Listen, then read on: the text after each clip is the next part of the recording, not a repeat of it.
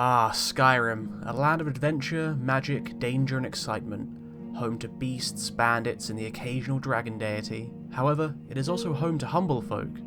Folk like Douglas Blackthorn. A man of modest means, he earns his living at the head of a wood axe, in hopes of one day building his very own wood mill. Ah yes, another day, another septum to be made. All I carry are the clothes on my back, and this axe in my hand, and with it, we will strike down many a tree, and earn ourselves a humble amount of coin. No, you did not, friend. Before I jump into the video, if you like this character and want to see more, feel free to let me know in the comments below, and consider dropping a like and subscribing if you haven't already. Without further ado, I say we jump into this very, very humble character indeed. My friends, I welcome you to the story of Douglas Blackthorn. It is indeed a bit on the nose, if you know you know. He's a humble woodcutter, and he's set up here in Riverwood, of course, right now. This is a very humble town, perfect for a woodcutting character. And this is going to be a very simple video, and maybe mini-series. So there are a couple of small rules for this video. We have to eat, drink, and sleep, so we have survival mods running.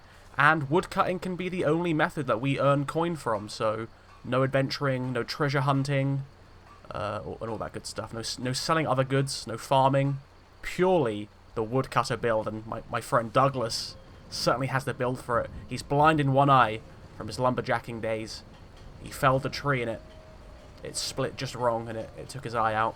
And then the goal for this is not only to earn money through woodcutting, but is to start a mill of our own, and we'll be seeing that much later. Just down the river from Riverwood, or just upstream from Riverwood, is a dilapidated mill that we're gonna rebuild and make it our own, because you know, as fun as it is cutting here in Riverwood, I can't do it for the rest of my life. I know I said I'm a humble man, but the coin might be just a bit too humble for me. Right, well, I say we get our first woodcutting shift started here. There really is no limit on how long we can cut wood for. It's just as much as we can carry, and even when we're over encumbered. Hod normally is just up the mill there, so it won't be a short trip to sell him the wood. We are staying in the inn right now. We have no home. We are kind of a wandering worker of sorts. Itinerant worker, perhaps, and we're staying at the inn, and the inn charges quite a lot for a room. So we have to definitely make the coin, not only to feed ourselves, because we do need to eat, but also the bed and the roof over our head, until we do indeed build our own home, which will be the goal for this, of course.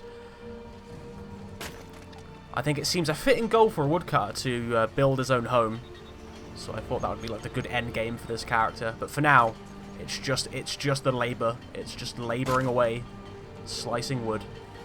So yeah, since woodcutting is going to be the main focus of this video, I might at times kind of do a montage or at least speed up the woodcutting process. Well, a lot of time is going to be spent just here, stationary cutting wood. Because right now I've just got to raise capital. I've got to raise the coin needed to start building on the property, which I'll be showing you presently. So I'm not going to... Maybe a couple grand is what I need in wood, which is going to be a far cry. I think I've loaded into the game with like 100 mere septums, so... yeah, we're going to need to get a couple grand. Woodcutting, as I've said, it's humble in pay. It's going to take a while for us to get there. Especially when we have to factor in the fact that we do need to eat, drink, and sleep. We're going to be paying for a lot of that as well.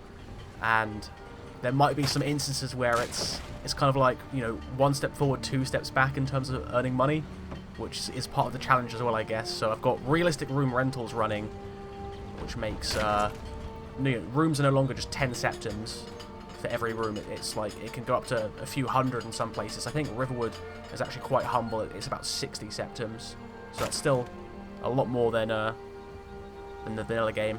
And there's a few pricing mods as well that makes goods change in prices depending on the rarity of the area. So yeah, our coin's not going to stretch as far as it does in vanilla.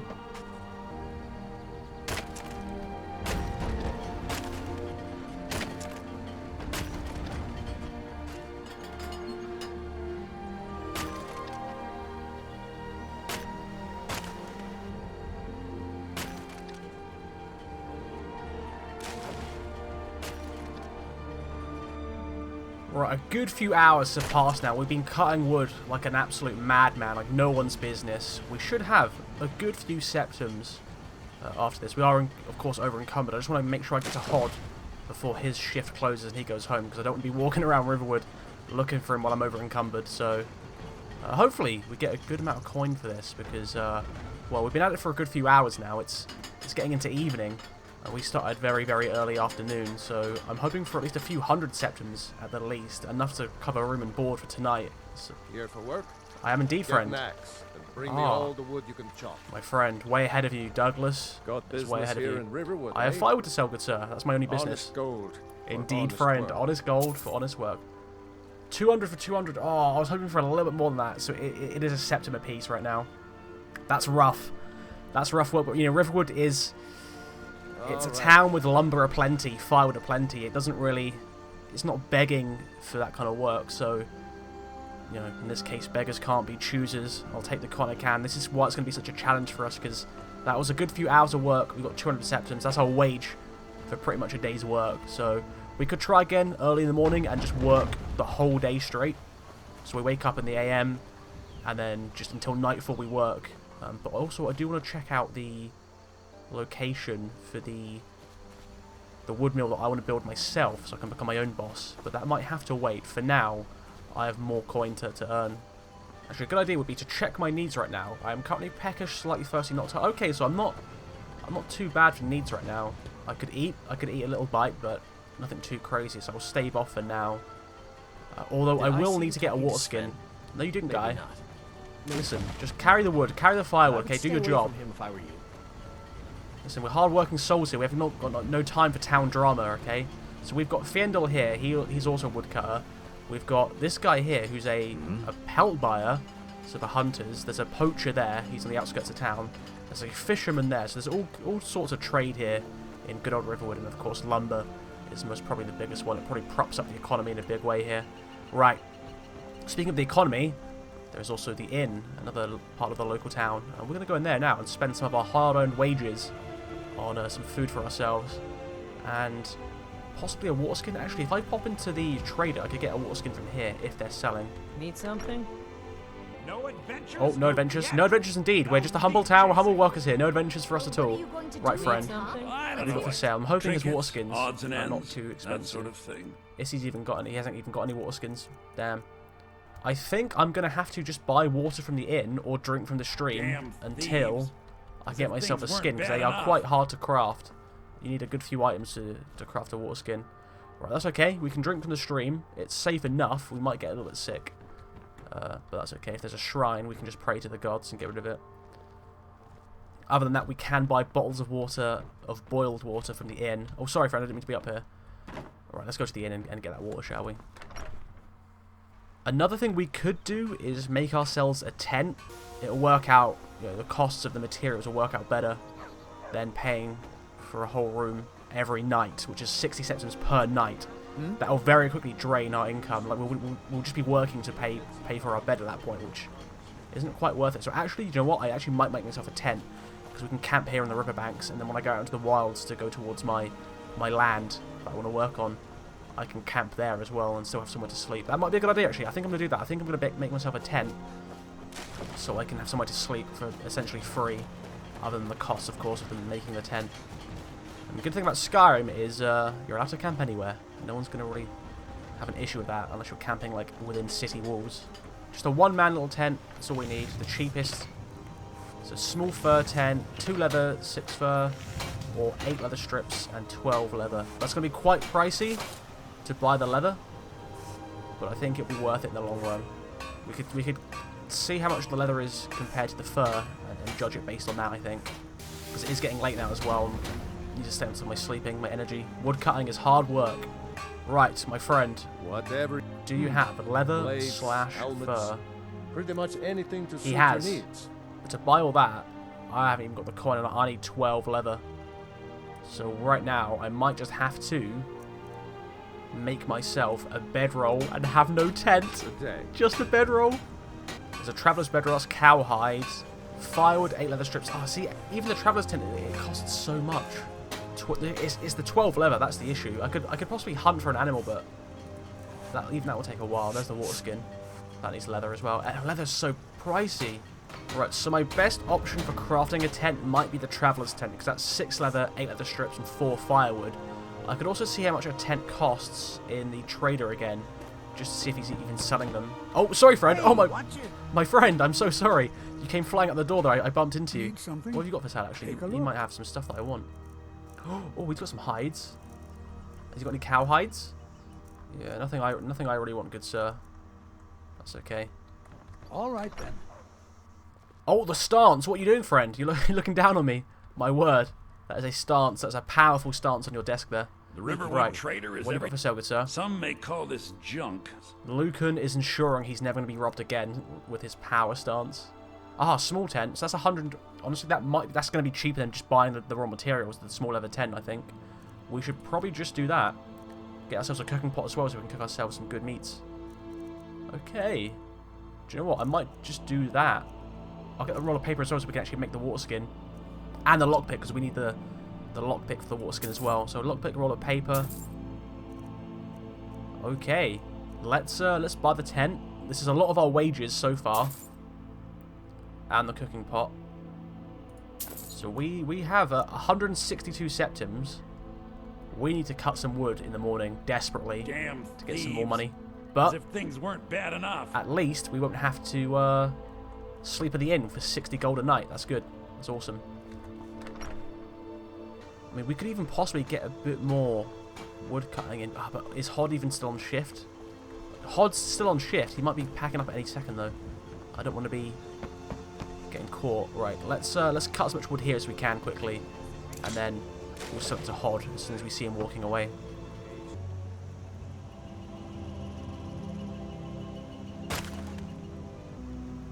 Right, we are getting hungry and thirsty now. So come morning, I think we're going to have to drink from the stream at least once before we make our water skin. But we've got the cooking pot as well, so once we do fill up our water skins, we can boil the water. Right, I'm a bit worried here. I'm not hearing the mill. Is he going away? Oh, there he is. Yeah, he's going home now, so let's quickly sell to him. Here for work? Firewood, good sir. Honest gold. Not going to be as much at or all. honest 24 work. septims. Man, that's Aye. such a meager amount. But this is the challenge we've set ourselves here. Right, I think I'm going to set up camp. Cross the river a ways. Just outside the town area a bit. And this is actually a good spot right here. Around this tree, but I think actually over there. Oh, here's a good clearing over there. So let's jump across. Let's not get too wet. Because I'm not going to be making a fire tonight, so I'm going to get cold. I get soaking wet. So let's jump across here. Across here. Here, and there we are. Nice. There's a good clearing here. Oh, there's some mushrooms as well. Edible mushrooms. We could put those into a nice pot of stew at some point. Oh, I can't wait to start cooking for ourselves once we get a fire going. Right, yeah, I think under this stream here, this might even be drinkable water as well. It's flowing crisp from the glaciers above. It should be very potable. I would imagine anyway. Right, here's the clearing. Oh, there's a dead mud crab. Someone just killed a mud crab. Poor little guy. I suppose we could dine on mud crab flesh. Right, I'm glad the Riverwood Trader was selling the tent for a decent price. Because now we can cozily set up. There's going to be a few weeds in there with us, but that's okay. See, is it even flatter up here? Oh, there, I've had a good spot there. There are no weeds. Nice and cozy. There we are. Home sweet home. For now at least. There we are. Oh, we've got our little pet weed to keep us cozy at night. Just a humble bedroll, a lantern, and then the leather tent itself. Look at that. Look at that. That's picturesque. I didn't still on my firewood. I could make ourselves a fire. Do you know what? I think tonight definitely calls for a fire, right? Surely. Maybe I should go cut some firewood quickly. Just a couple pieces to make a fire for tonight. It is going to get cold. Here we are, another wood cutting block right here. There's plenty of them.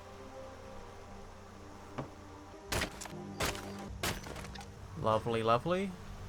We should possibly start making backpacks and pouches as well to carry even more firewood with the ability to still be able to sprint and run. That'd be awesome. Look at this. What an evening. I'm going to set myself down here for the evening. This is pleasant indeed. Let's lay down a campfire in this little clearing here. Close enough for our tent to be warm. Oh, my guy's stomach is rumbling. I am getting hungry. I've been working all day. I'm starving. I've got no food on me though. I've only got what have I got? I've got some clam chowder. That should be decent. That's a medium meal. That's gonna be breakfast, I think. Sweet roll. I think that's gonna be my breakfast. I'm gonna eat in the morning because otherwise I'm gonna have no food. Actually, I could eat at evening and then go to the inn for breakfast, I suppose, and spend even more coin. But first, let's get fire. Right, let's use this. Let's strike stone it. There we are. Brilliant. Some nice logs. Do you know what? I might have to dive into that crab. It's a free crab right there. And let's get a roaring campfire going. That will last all night. Look at that. Oh, what an evening under the stars. This is what zero light pollution does to you, my friends. Everyone needs to experience like a low light pollution night sky at least once in their life. It's truly beautiful. I mean, you're not going to see the giga moon like that, but it'll be plenty beautiful enough. Right. Oh, this is so picturesque. This is what I love about Skyrim, man. This is how I play Skyrim. The fire leaves you feeling this. I'm definitely inspired. Right, let's carve up this crab then, shall we? Let's clean it first. And then hopefully it'll give us enough crab meat to make something tasty for the evening. Now, butcher meat. I don't think I'm going to worry about getting its chitin and its other ingredients right now. I just really need its meat. They are crab legs and raw meat. Let's dispose of that. Okay, some crab legs for supper by a mountain stream. This is pretty freaking cozy. I don't know about you guys, but let's place our cooking pot. I say this is good living. There is no fire hot enough to cook with. What? I swear that... Use? There we are, okay. It just needs to warm up for a bit. Boiled mud crab. I mean, beggars can't be choosers, but... Oh, I can make fire accelerant. That's pretty cool. Do you know what? I might actually have to fell myself an elk so I can get venison enough to feed myself for a while. Let's just make the boiled mud crab, I guess. Alright, I'm just so worried about drinking from this water. I don't want to get sick, but I have to. Do you know what? We'll do that in the morning. That'll be a morning issue for us. Let's just sleep for now. Do you know what? I might do like a 10-hour sleep. We're going to need it for a whole day of woodcutting tomorrow. Or I could get an earlier start and show you guys the mill that I'm going to start working on. Right, 6 a.m. 6 a.m. start. We're very hungry. We're very thirsty. At least we've slept. Our fire is still going. That's awesome. So I'm going to leave this here for now, because I think I'm going to camp here again tonight, so there's no reason for me to pack it up. Okay, cooking pot can stay there as well. If I find any small game out in the wilds, I will hunt it. I haven't got a bow. I'm not going to waste money on a bow right now. But I'm going to head towards the mill that I'm going to start building, and then any game I find, I will capture indeed. I'm going to put this out for now.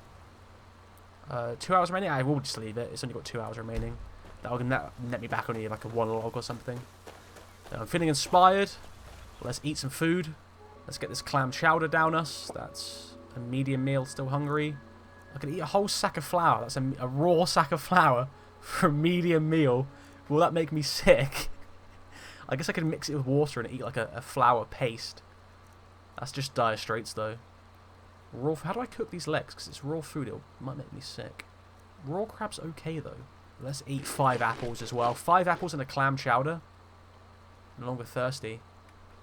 At least we're no longer thirsty and haven't had to have drunk river water. Just eat 5 apples for your daily water needs.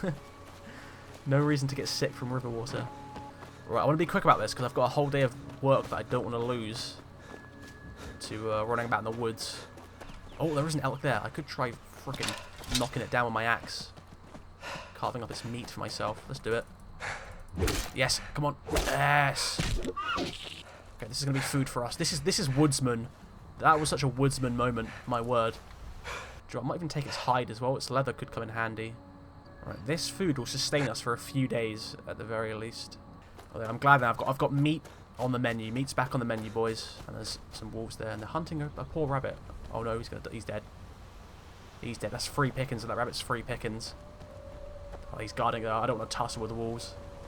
No, thank you. That's a rock joint waiting to happen. Oh, speaking of which, there's more wolves here. Let's skirt around them. I mean, my axe is a pretty effective wolf killer, should I need to, so I'm not too worried. If I can avoid tussling, I will. So it's really actually not that much of a walk away from Riverwood to what's going to be the new mill. And here it is. So it's really not that far away. It's just a short trip through the woods, so we can return here. Once we have set up a base camp here, we can return to Riverwood for our daily work and then come back here to work on this. Night and day, night and day. And there's a carpentry table here, so this is going to require a lot of carpentry. I could actually get this started now, or do another shift of woodcutting. Because this is the big goal. Like, this has been left abandoned. I think it's up to us to bring this to its former glory. But it's going to be a lot of work. This is why I'm thinking it's going to be a small series as opposed to just a one-off video.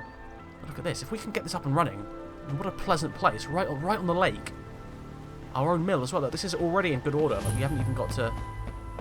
Millwater Mill. There we are. That's what a name. Millwater Mill. A more generic name than even Riverwood. But here we are. There's like a bunch of different tables here and notes on trade, so we can set up trade and stuff. This is going to be a big one, boys. Unless there's wild mages out there summoning familiars and spirits. It's like that as well. Look at that. Very nice. There's a little boat here as well. Some fishing. Yeah, this is the dream. We've got to keep this dream alive.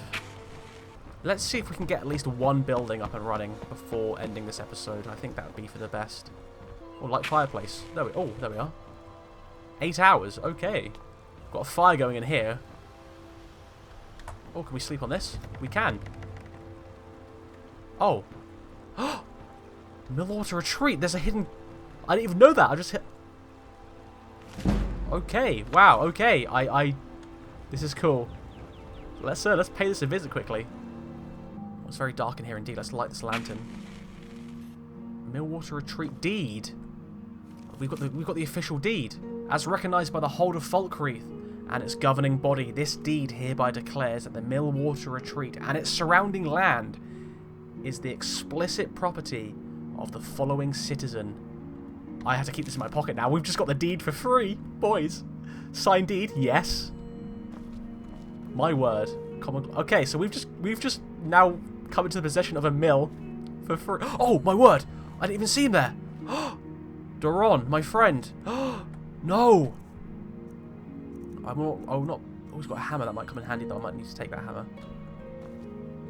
Control need to dispose of the corpse. Oh, this is horrible. I've just inherited this broken down mill of my grandfather's, and I have neither the carpenter's skill or the will to restore it. Should I decide to take this project on, however, I'll need to get the deed I left in the basement signed to make it official before I can start any construction work. Oh no, he's getting exhausted. This is a lot of work for one man. Need the help of the carpenters, and I guess we can need the help of the carpenters as well. My coin purse is almost empty. Well, my friend, mine is already empty. This is why it's going to be such a big product for us. We technically have the land, but we are penniless. He was fighting for pure... He died of exhaustion. Trying to get that deed signed. He didn't get the deed signed. He's fighting through pure exhaustion. I'm so sorry, brother. You died of exhaustion. I will see this place rebuilt. I will. We've got a bed at the very least. That's nice. We have a bed to sleep in. Okay, brilliant. I'm just going to clean up the body. Bury it. We've buried his body. There it is. Oh. Okay, I feel better now. We've buried him. Okay. That was an honourable thing to do. My friend, I'm sorry that you failed this way, that you were left with nothing. You were penniless and died of exhaustion, but I promise I will bring this mill to its former glory, and I shall christen it in your name.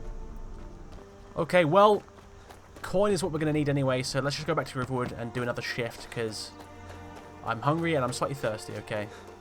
Yeah, we haven't even got the coin to start this project yet. It's so far off, so that'll be for another episode, I think. Oh, hello there, a future neighbour. Well met. Oh, a humble property indeed. Let's go back to River. We've wasted a lot of the day here checking out that place, but it was too alluring to say no to. But that's the future of this series, my friend. That's what's going to be in our future. That's the task, the overarching goal. And then we're already back at Riverwood. That was really a stone's throw away. So we are going to be big competition for Riverwood. Hod is not going to be our friend anymore. He's not going to like us anymore. Let's just keep this to ourselves for now. Hod cannot know what we're up to here. Let's do one more shift to get as much coin as we can here.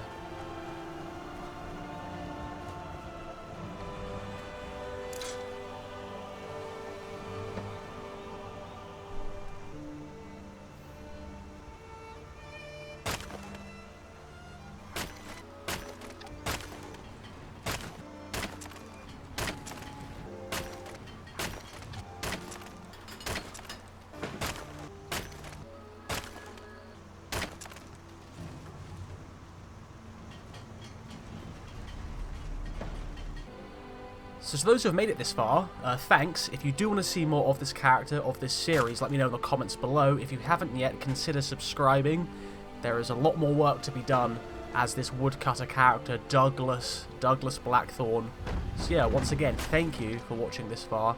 I do like these kind of slower paced, kind of humble life roleplay videos. A woodcutter makes sense. It's one of the big mechanics in Skyrim. And I have yet to have actually done a woodcutting character. Like a purely focused woodcutter. I think I've made a good one here. I'm liking Douglas. He's got the build for the woodcutter. He's got the giant shoulders, the strong arms. And he's a menace. He's a menace to logs and lumber everywhere. Right, we've been cutting wood here for a while anyway, so I'm going to see how much we can turn in. I think it's still going to be less than like 200 though, that's the thing. You have to, like, it takes you hours to make even a couple hundred septums. But hey, this is the challenge I've posed to myself, so hey, no complaining here. Wait, is that another woodcutter there? I think that's my competition. Oh, my guy's stomach is rumbling. We need to get some food down us. Oh, we should cook that elk we hunted actually, the venison. Of course. Yeah, let's just get this to hod quickly because I need to eat some food. Get that venison nice and cooked up. Hey there, Fiendel. Did I see you talking to Sven? No, you didn't. Again, my friend, I cannot... Maybe. Never mind. Listen, But I would stay I away can't keep from convincing you, bro. It's not my job to convince you that I'm not after your girl.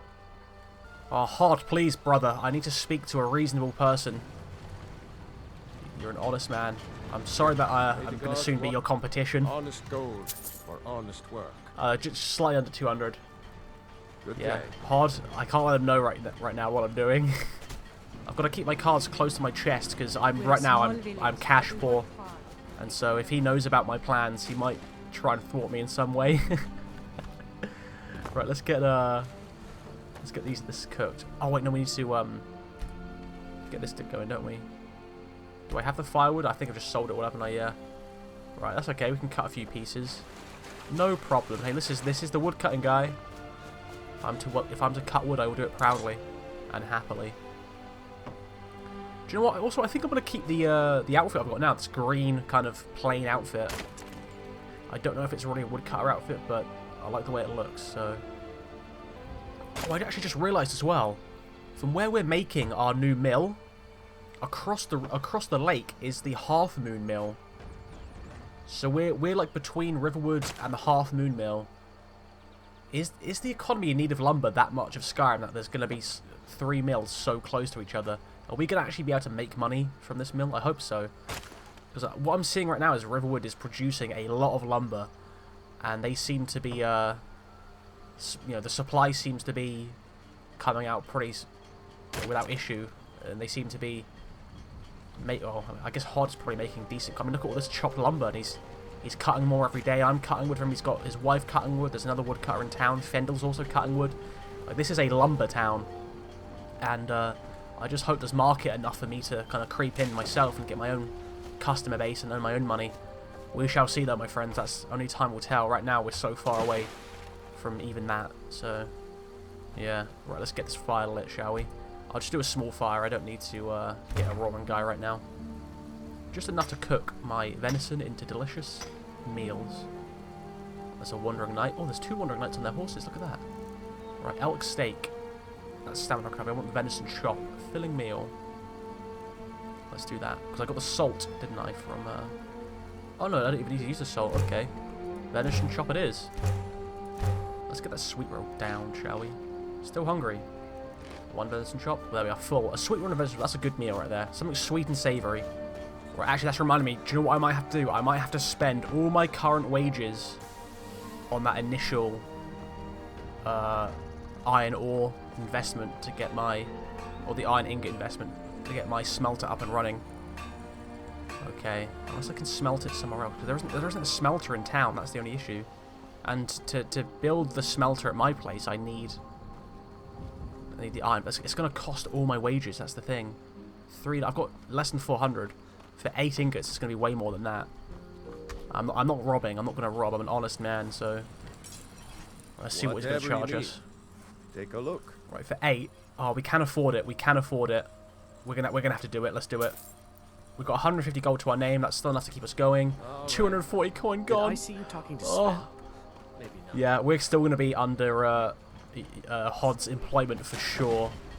I'm going to be working for him for many more moons still. But I've got that now. Do you know what? I might actually go make that smelter now. Before I do anything else, before I continue. Do you know what? I think that's what I'm going to do. I'm going to jump back and see about getting that smelter built. Let's do it. Once this mill is up and running and start producing, that's where we're going to earn our true money as a woodcutter. Is through actually selling large lumber as opposed to just individual firewoods to like innkeepers and of course Hod. So I look forward to when we actually we're selling whole trees essentially. Right, let's get the smelter. We just need quarried stone. Okay, that's fine. There will be a quarry around here somewhere. I know it. I take it there's also going to be a pick nearby. They would never leave us pickless. Oh my! What is this? Shield of the Fox. Ah. I just got hurt by a dead man's ribcage. Shield of the Fox. Okay. That's like a special item. Wow. There's got to be a pickaxe around here somewhere. / like a quarried stone deposit. I might even have to just make myself a pickaxe. Pickaxe. Oh, I've got everything. I just need 2 leather strips. Oh, also that will use up my iron though as well. It's got to be... Oh, wait, hang on. Over there. Oh, right here this whole time.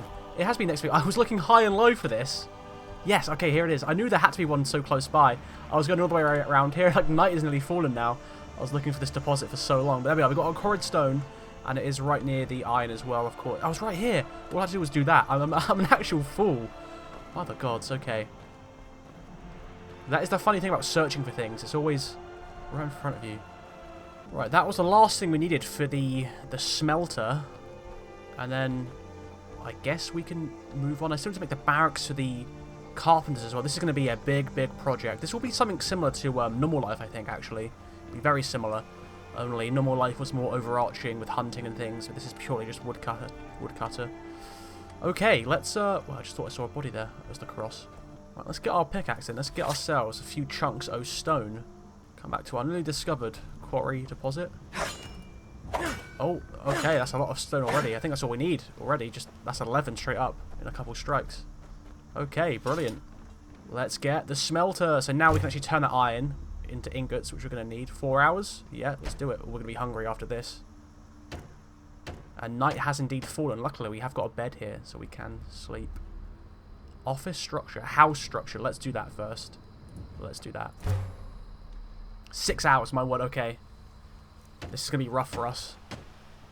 We're very thirsty. Right, we can't really do any more right now. So that house, the structure of the house has been built. So we should hope for... Oh, so we should be able to get the... Once this is furnished, get the dudes in. It's like that. Oh, a new day is dawning, my friends, and it's time to go back to the chopping block. Axe on my back. I'm ready for another day's hard labour. Cutting some wood. We need the coin. I'm just returning from what is going to be our very own mill that's under construction. It has a lot of work to go, as you saw last episode. And now I'm returning back to Riverwood to start a new day. Wood chopping. And we need the coin. We need the coin to say the very least. But you know what? I'm tired. This work is indeed tiring. And I think Douglas Blackthorn, I think he's deserving of a nice treat at the end of a hard day's work. We're going to treat Douglas Blackthorn to... Oh, the lighting just changed drastically there. So we're going to treat Douglas Blackthorn to a nice hearty meal and maybe a sip of the good stuff at the Sleeping Giant Inn after today's work. It is very early in the morning. It's about 6 a.m. Actually, let's see. Half 6 a.m. About half 6 a.m. So that's a nice early start. And my friends, there's nothing else to say apart from we're going to be cutting wood. So let's do it. Now, a few people did say that I could change the value of the wood that I sell to the mill, and I do indeed have a mod on that changes the price. But I like that mod. I like the fact that it is 1 gold piece a log. It makes it a little bit more challenging. I don't think you should be getting rich quick from wood cutting. And I think 1 gold per log, especially in a town like Riverwood, where there is labour aplenty, there is woodcutters aplenty, and there's no shortage of lumber and wood. It would make sense, you know. It's a hard life, it's a hard living, and so I think I'm going to keep that at 1 gold a piece, at least from Hod. I can check how much the inn does give me for it, how much gold they give me per wood at the inn, And I can also see what the vendors... People told me that I should directly sell to vendors as well, like at the Riverwood Trader, for example, so I might do that. That would be a cool idea, see how much they give me for manually selling. But also, another benefit I do get my friends from selling to the inn is I get a free night's stay at the inn. And I'll only do that once. I don't want to abuse that for infinite sleeping at the inn, because I want to sleep in my tent by the stream. And I don't think a woodcutter should really get just like free room and board, or at least free room, just for giving a couple pieces of wood, especially since there's not many rooms at the Sleeping Giant Inn. So for a bit more realism, a bit more immersiveness, I don't think one of the rooms should be essentially taken up by a permanent woodcutter. So, and also I do want to sleep in my tent anyway, so my little riverside, my little streamside campsite that I'm making home for now. So in this episode, I'm not sure if I will do any mill water building of my own personal mill. I really just want to focus on wood cutting as a labourer for coin in this episode, so it's going to be a lot of this, my friend. Hopefully it's entertaining enough. I will say, huge thanks to the support on the last episode. Again, if you like what you see, feel free to leave a like if you haven't already, but if you're watching episode 2, I'm already sure you have. But the words of support and the very kind words I've received in that episode 1, I didn't realise it was going to be so popular. It's one of my more popular videos, and a lot of people have found the channel due to that, so if you're still sticking around, thank you very much. I really didn't expect the humble woodcutter video to take off so well, but it did.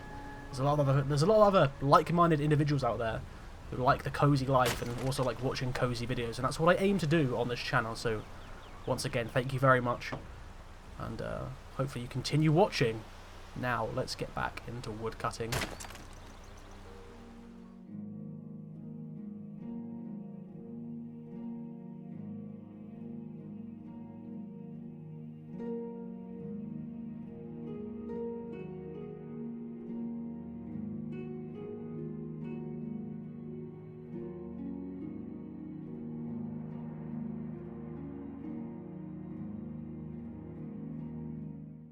Well, I've been cutting wood and the sun is now fully up. The morning is definitely upon us. The Riverwood is becoming lively now as everyone's out and about. I was cutting wood before the sun was up and before all these citizens here were out and about. Fandle's here. Another woodcutter's there as well. Is that the Jewel Crafter? Is he out and about now as well? Everyone's up and running. Hod's here as well, who I'm going to sell my wood to in a sec. Everyone's up and running now. Yes, I was here before all you, before the sun was up and before any of you are up. Is this a fellow woodcutter? This is a labourer. Need something? Hello. I'm a humble labourer. As long as you stay away from my tent, good sir, we'll be okay. I don't care if you're my competition. Did I see you talking to Sven? No, you didn't, guy. We've been over this. We've been over this already. As you can see, I'm over encumbered, so we've got to get to Hod soon. I just want to see the locals. Are you okay there? Are you another labourer? A traveller. Well met, traveller. I work here in this quaint village. The sun has fully come up now, and it is beautiful. Look at this. There's a jewel crafter there as well. A more specialised job. Very good, very good, very good. Right, let's go back to Hod. We're going to sell the wood to Hod, and then we're going to get some lunch from the inn, or maybe eat something that we've already got on us to save a bit of money. Cut some more wood, and then hop by the inn for a post-work end-of-shift beverage, and then maybe hit up our tent to get a nice early night, because we are absolutely exhausted. Let me just check my needs quickly saying that. We are very hungry, very thirsty, tired, so yeah, we need to drink a stiff drink, a warm meal, and a cozy bed, if the gods will it. Hod, my friend, I have wood to sell, and I'm expecting a meager wage from you today, as per usual. May the gods watch over Here you your go, good sir. honest gold for honest work. Honest work indeed. There we are, 195 for 195. Until next time. We have more wood to cut. I'm wondering if there's a chopping block closer to the inn, so we can then walk there quicker. Because there's so many wood chopping blocks in this town. Will there be one around here, do you think? There's a little farm. This must be where the inn get their fresh vegetables for their stews and such. I don't see another wood chopping block. That's okay, we need to drink anyway. Also, we need to focus on getting ourselves a water skin. Now, the Riverwood Trader might be selling them. They might be in stock now. If not, we're still going to have to work towards making one. / drinking from the river. I'm hoping I won't get sick. Let's first see what we can eat. Lunch is upon us. Oh, We haven't much. We've only got some venison chops, so we'll have to eat 3 of these. Still hungry, yeah. Another one it will be. There we are. Okay, 2 chops were full. That's a hearty lunch. 2 venison chops. And let's chance drinking from stream, hoping our gnawed stomach can take it. No longer thirsty. Okay, and we're lucky enough to didn't catch anything from there. Nice. Okay, this is very crisp water, clean water, so hopefully I wouldn't get too sick. I am going to check the river trader though for a possible water skin, so let's jump inside. Take a good look around. I'm sure you'll find what you're looking for. Okay. If not, let me know. You're a travelling merchant. Away. Oh, he's gone. I was going to see if he had any water skins. Sir. My sister Camilla. Leave it for sale. Oh, a bit of this and a bit of that. I'm hoping you've got... No water skins, sadly. Sometimes they stock them, sometimes they don't. It's a bit of a gamble. The store. What it's a okay. mess. Well, we've eaten and we're drunk, but there we are, the yawn. I'm still a bit tired, although it's far too early to go to bed right now. I just haven't been on top of my sleeping. Much like real life, must be said. So I'm going to do some more wood chopping, wood cutting, and then I'm going to... Did I see you talking my to word. Sven? Okay, I'm on here. I thought I was like 2 heads taller than Fiendel there. I mean, I am still if I were you. a lot bigger than him. Look at this. Douglas is he's a big lad, it must be said. The guy's next to Fiendel. Riverwood's agreeable enough, I suppose. The two woodcutters. Village. Do you know what, Fiendel? I'm sorry, brother, but I'm going to use your wood chopping block because I want to sell this next batch to the inn, and it's a lot closer.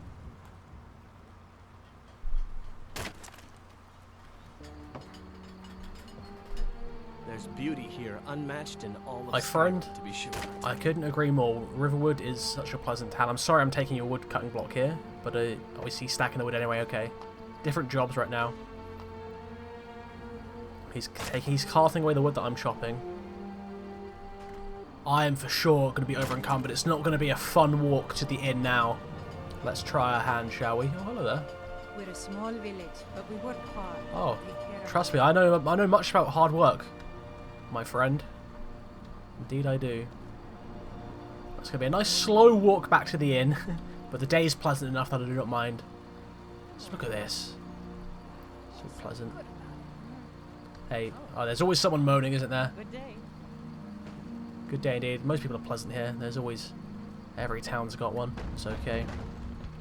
Although I will say, this Riverwood could do with some more guards. A bit more defense would be nice. Maybe I should ask the Jarl if he can send us a few spares. Oh, the forge is nice and stoked. Smoke rising. Tanning at hand, bellowing. Nice. Ah, the inn's looking very popular. And look at this. Look at all the comings and goings of the inn. Of course, it's the hub of the village. Always popular. Travellers, of course, will be stopping by. This is the last inn before the kind of wild frontier of Falkreath, and then the next inn's not until Falkreath, is it? I imagine there'd be a lot of wanderers, maybe even mercenaries, adventurers, perhaps. There's a few guards here, by the looks of it. Oh, a mercenary archer there is a mercenary. Okay, at least there's a few mercenaries in the town right now, a few hunters and things. Feels a bit safer. You don't feel completely undefended.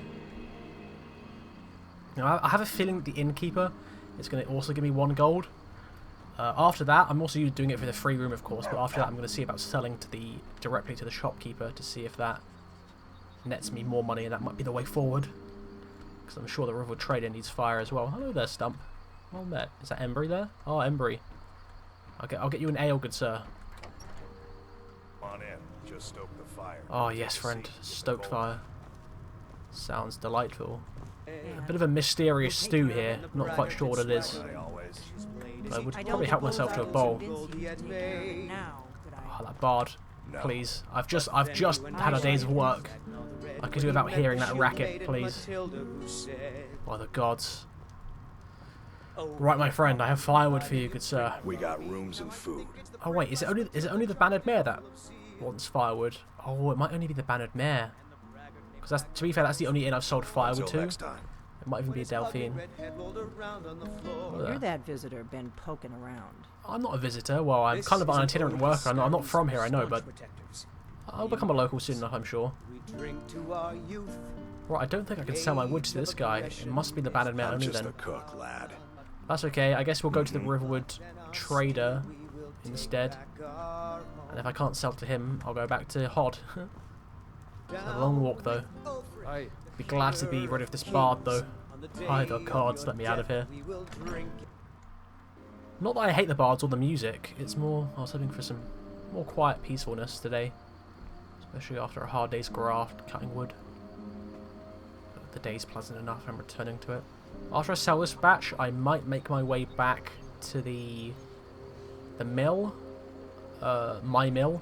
And see what else I need to do. I might need to hire those carpenters, and I might have a coin to hire them now after today's labours. And then we can get our mill underway as well. Actually start earning some real coin for ourselves. My good sir, it is I again, Douglas. I'm here to see if you're interested in some firewood. Some may call this I really junk. hope I can sell to him. I call them treasure. Firewood 100. Again, one apiece. It's no different. I may as well just sell directly to Hod. I'll sell to him now just to get rid of it. Right, well, it's a pleasure doing business. I'm definitely going to go back to Hod though. Mess. So there you go. It's one apiece, it seems, everywhere. That's okay. Let's get out of here. Something? Oh no, what's up to the cabbages? The cabbages have fallen out of the car. That will not do. Let's put those back in. We cannot have loose cabbages. I really shouldn't be doing this for free, but who's knocked these over? Oh, they've all gone under the cart. I mean, they're going to be washed anyway, I'm sure. But come on. These are beautiful cabbages. Look at the size of these suckers. These are fresh from the farms of Riverwood. Probably from behind the inn, actually. I imagine. No more spilt cabbages anywhere. I'm hoping. Right. Let's check our coinage. We are at 453. That's really not a lot. Damn. Yeah, that's not a lot. But I'm going to take this pleasant day to walk back to our mill because it's not pouring for once. It's not raining. It's not storming. It'll be a nice pleasant walk, and I'm going to chop down any elk or deer that I see for meat. I do need to get myself a bow, but again, that's another investment I can't yet afford. Is a bow and arrows to go with it. It's just too much money right now. So if I can chance slicing down a deer, I will. I might even kill a few wolves then, because I'm not above eating wolf meat, and it kind of deals with some of the wolf population as well, especially on the road. It makes it unsafe for travellers. Although I'd really hope some travellers on the road would have already dealt with these wolves over there, because they've been camping there for a while. And they are just a nuisance. I can't use the road until they're gone. I'm sure my axe could make short work of them though. One of these days I'm going to do it. Oh my word, this would be another great place to make camp. Do you know what? I might even make my campsite here, because it's like the good midpoint between Riverwood and Millwater. So I'm setting up my tent here by this tree stump with a nice fire there. That's the perfect place, I think, to make camp. It's outside, so outside Riverwood, so I'm not like kind of squatting within the actual village, and I can walk to and fro Millwater and Riverwood freely. That might be a great place to make camp. Actually, I think I might move my tent there. I might be staying overnight at Millwater today anyway, so I do want to get a chunk of this work done. Oh, this is going to be Douglas's life for now, going to and fro between Millwater and Riverwood, doing what he can, earning coin, just to fund his mill. It's an honest life, it's a hard life, but at least it's working towards a great purpose. That's, that's a life worth living, my friends. Some good purpose. Right then, let's see about hiring the good old carpenters at this ledger here. Guards Tower unfurnished carpenters. 250. Oh, quick carpenters. Safe. I need to put gold in the safe, do I? 250 gold in the safe. That's so much. That's like half my money. Well, actually, over half my money. Let's not a septum more. Let's hire these carpenters, shall we? Quick carpenters. There we are. Carpenters recruited. Now, some tasks are underway, which will allow us to be at Riverwood while things are done here. Although I'm going to probably need yet more money to then buy materials for the carpenters, but they should be in here now. Or they might take a day before they arrive. I'd imagine we still got to wait for them to travel because they're all around Falkreath area. So there are still things we can do with our own hands, though, from the carpenter's workbench. Bedroom fancy walls, 10 clay. Oh, I need to up my smithing as well. I need smithing steel. Nah. Bedroom floor, that's 10 firewood. I can do that. Firewood. Let's do everything that requires firewood. Ingot and firewood. I think, do you know what? I think we're going to chop a bunch of firewood and mine a bunch of iron and make ingots and such. And that will get us the raw materials we need, because it's so early days for this mill. It's going to take us so long. Oh, let's start mining until we can mine no more. We might even be able to pick up a few gems from this. I could possibly cut those gems and sell them for a bit extra coin. Just in case this is taking too long and we do need like that extra coin. I really do hope those carpenters arrive, that I didn't just waste 250 gold on nothing. I am once again over encumbered. I think that's going to be...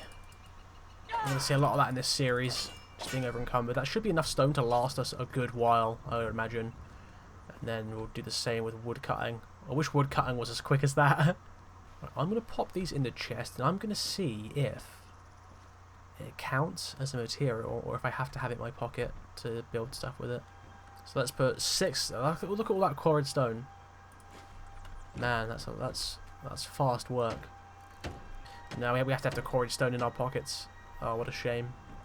Well, we also have a wood cutting block down here, luckily. So we can also cut a bunch of wood. Yay! Then we'll store that in the chest as well. Do you know what? Today has been a hard day's work. I was going to stay in the dingy basement of the unfinished mill water.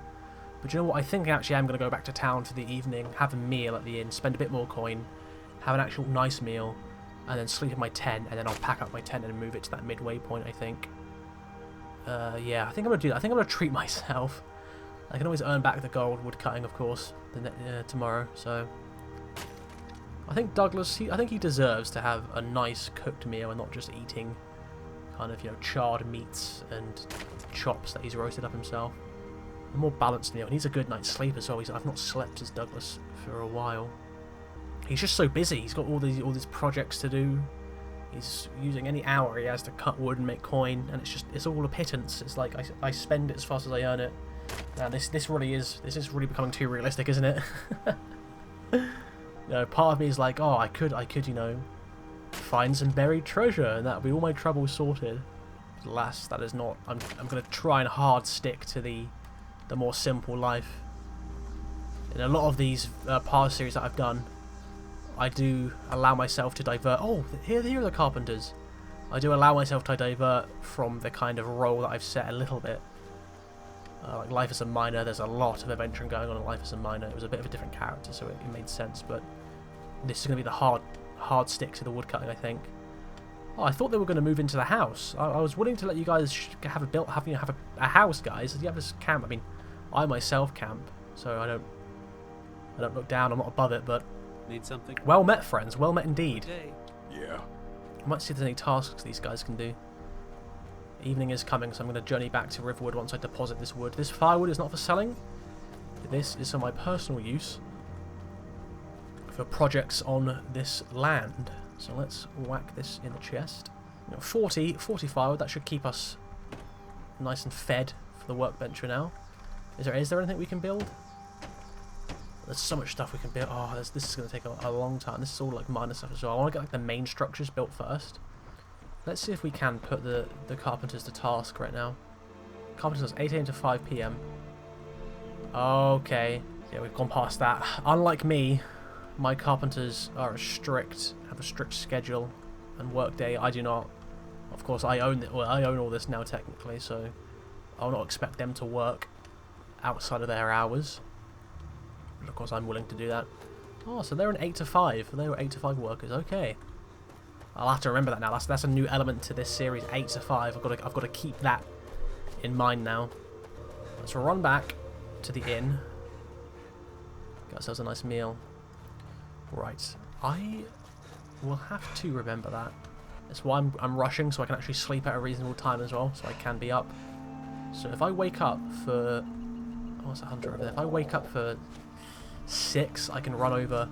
I think that's another reason why I'm setting my tent here. Would be a good idea, so I can by 8 PM or 8 AM get to Millwater and set the carpenters to work. Okay, that's a good idea. Okay, yeah. I'm definitely going to move my tent now. That's the final nail on the coffin for the tent moving. Man, part of me is like, oh, time to skip my evening meal at the inn and just go straight to sleep and move my tent. But you know, Douglas he's hankering for a nice meal and an ale. It's really the ale he wants. He wants a couple flagons, a couple pints after work. I'm not going to deny him that. We won't indulge too much, as we do not want to be hungover, or we don't even want to get drunk. Getting drunk is a thing we can do with these mods, but I don't want to do that. It's quite rough. It's rough going. I'll be stumbling my way back to my tent. Right, well, we've arrived for the evening now. Evening is upon us, so I'm gonna imagine the inn's gonna be packed right now. It normally is, bustling. On in. Just Oh no, it's not. It might be a bit later. Normally by the evenings with my populated mods, You're kind of fuzzy. the inn... What's wrong? Embry's already drunk. The inn does get very popular in the evenings, but it might be a bit later because it's still only... See, yeah, set just gone 7:20 past 7. So yeah, let's get our meal out of the way. need a room. Talk to I don't want to be Delphi. here while the drunkards are all bustling about. My good sir, what have you got for sale? Let's sate that appetite. Hmm? My friend indeed. My friend indeed. Right, you've got... I've got a steak. I might eat my steak and eat something else with it, like a sweet something. Oh, you haven't got any sweet. Oh, you get an apple pie. Oh, that's so much money. That's so much money. Potato soup, I think, might be what I get. Okay, decreases thirst. Let's get ourselves a potato soup. And the mainstay is the ale as well. Let's get ourselves an ale. An ale and a soup.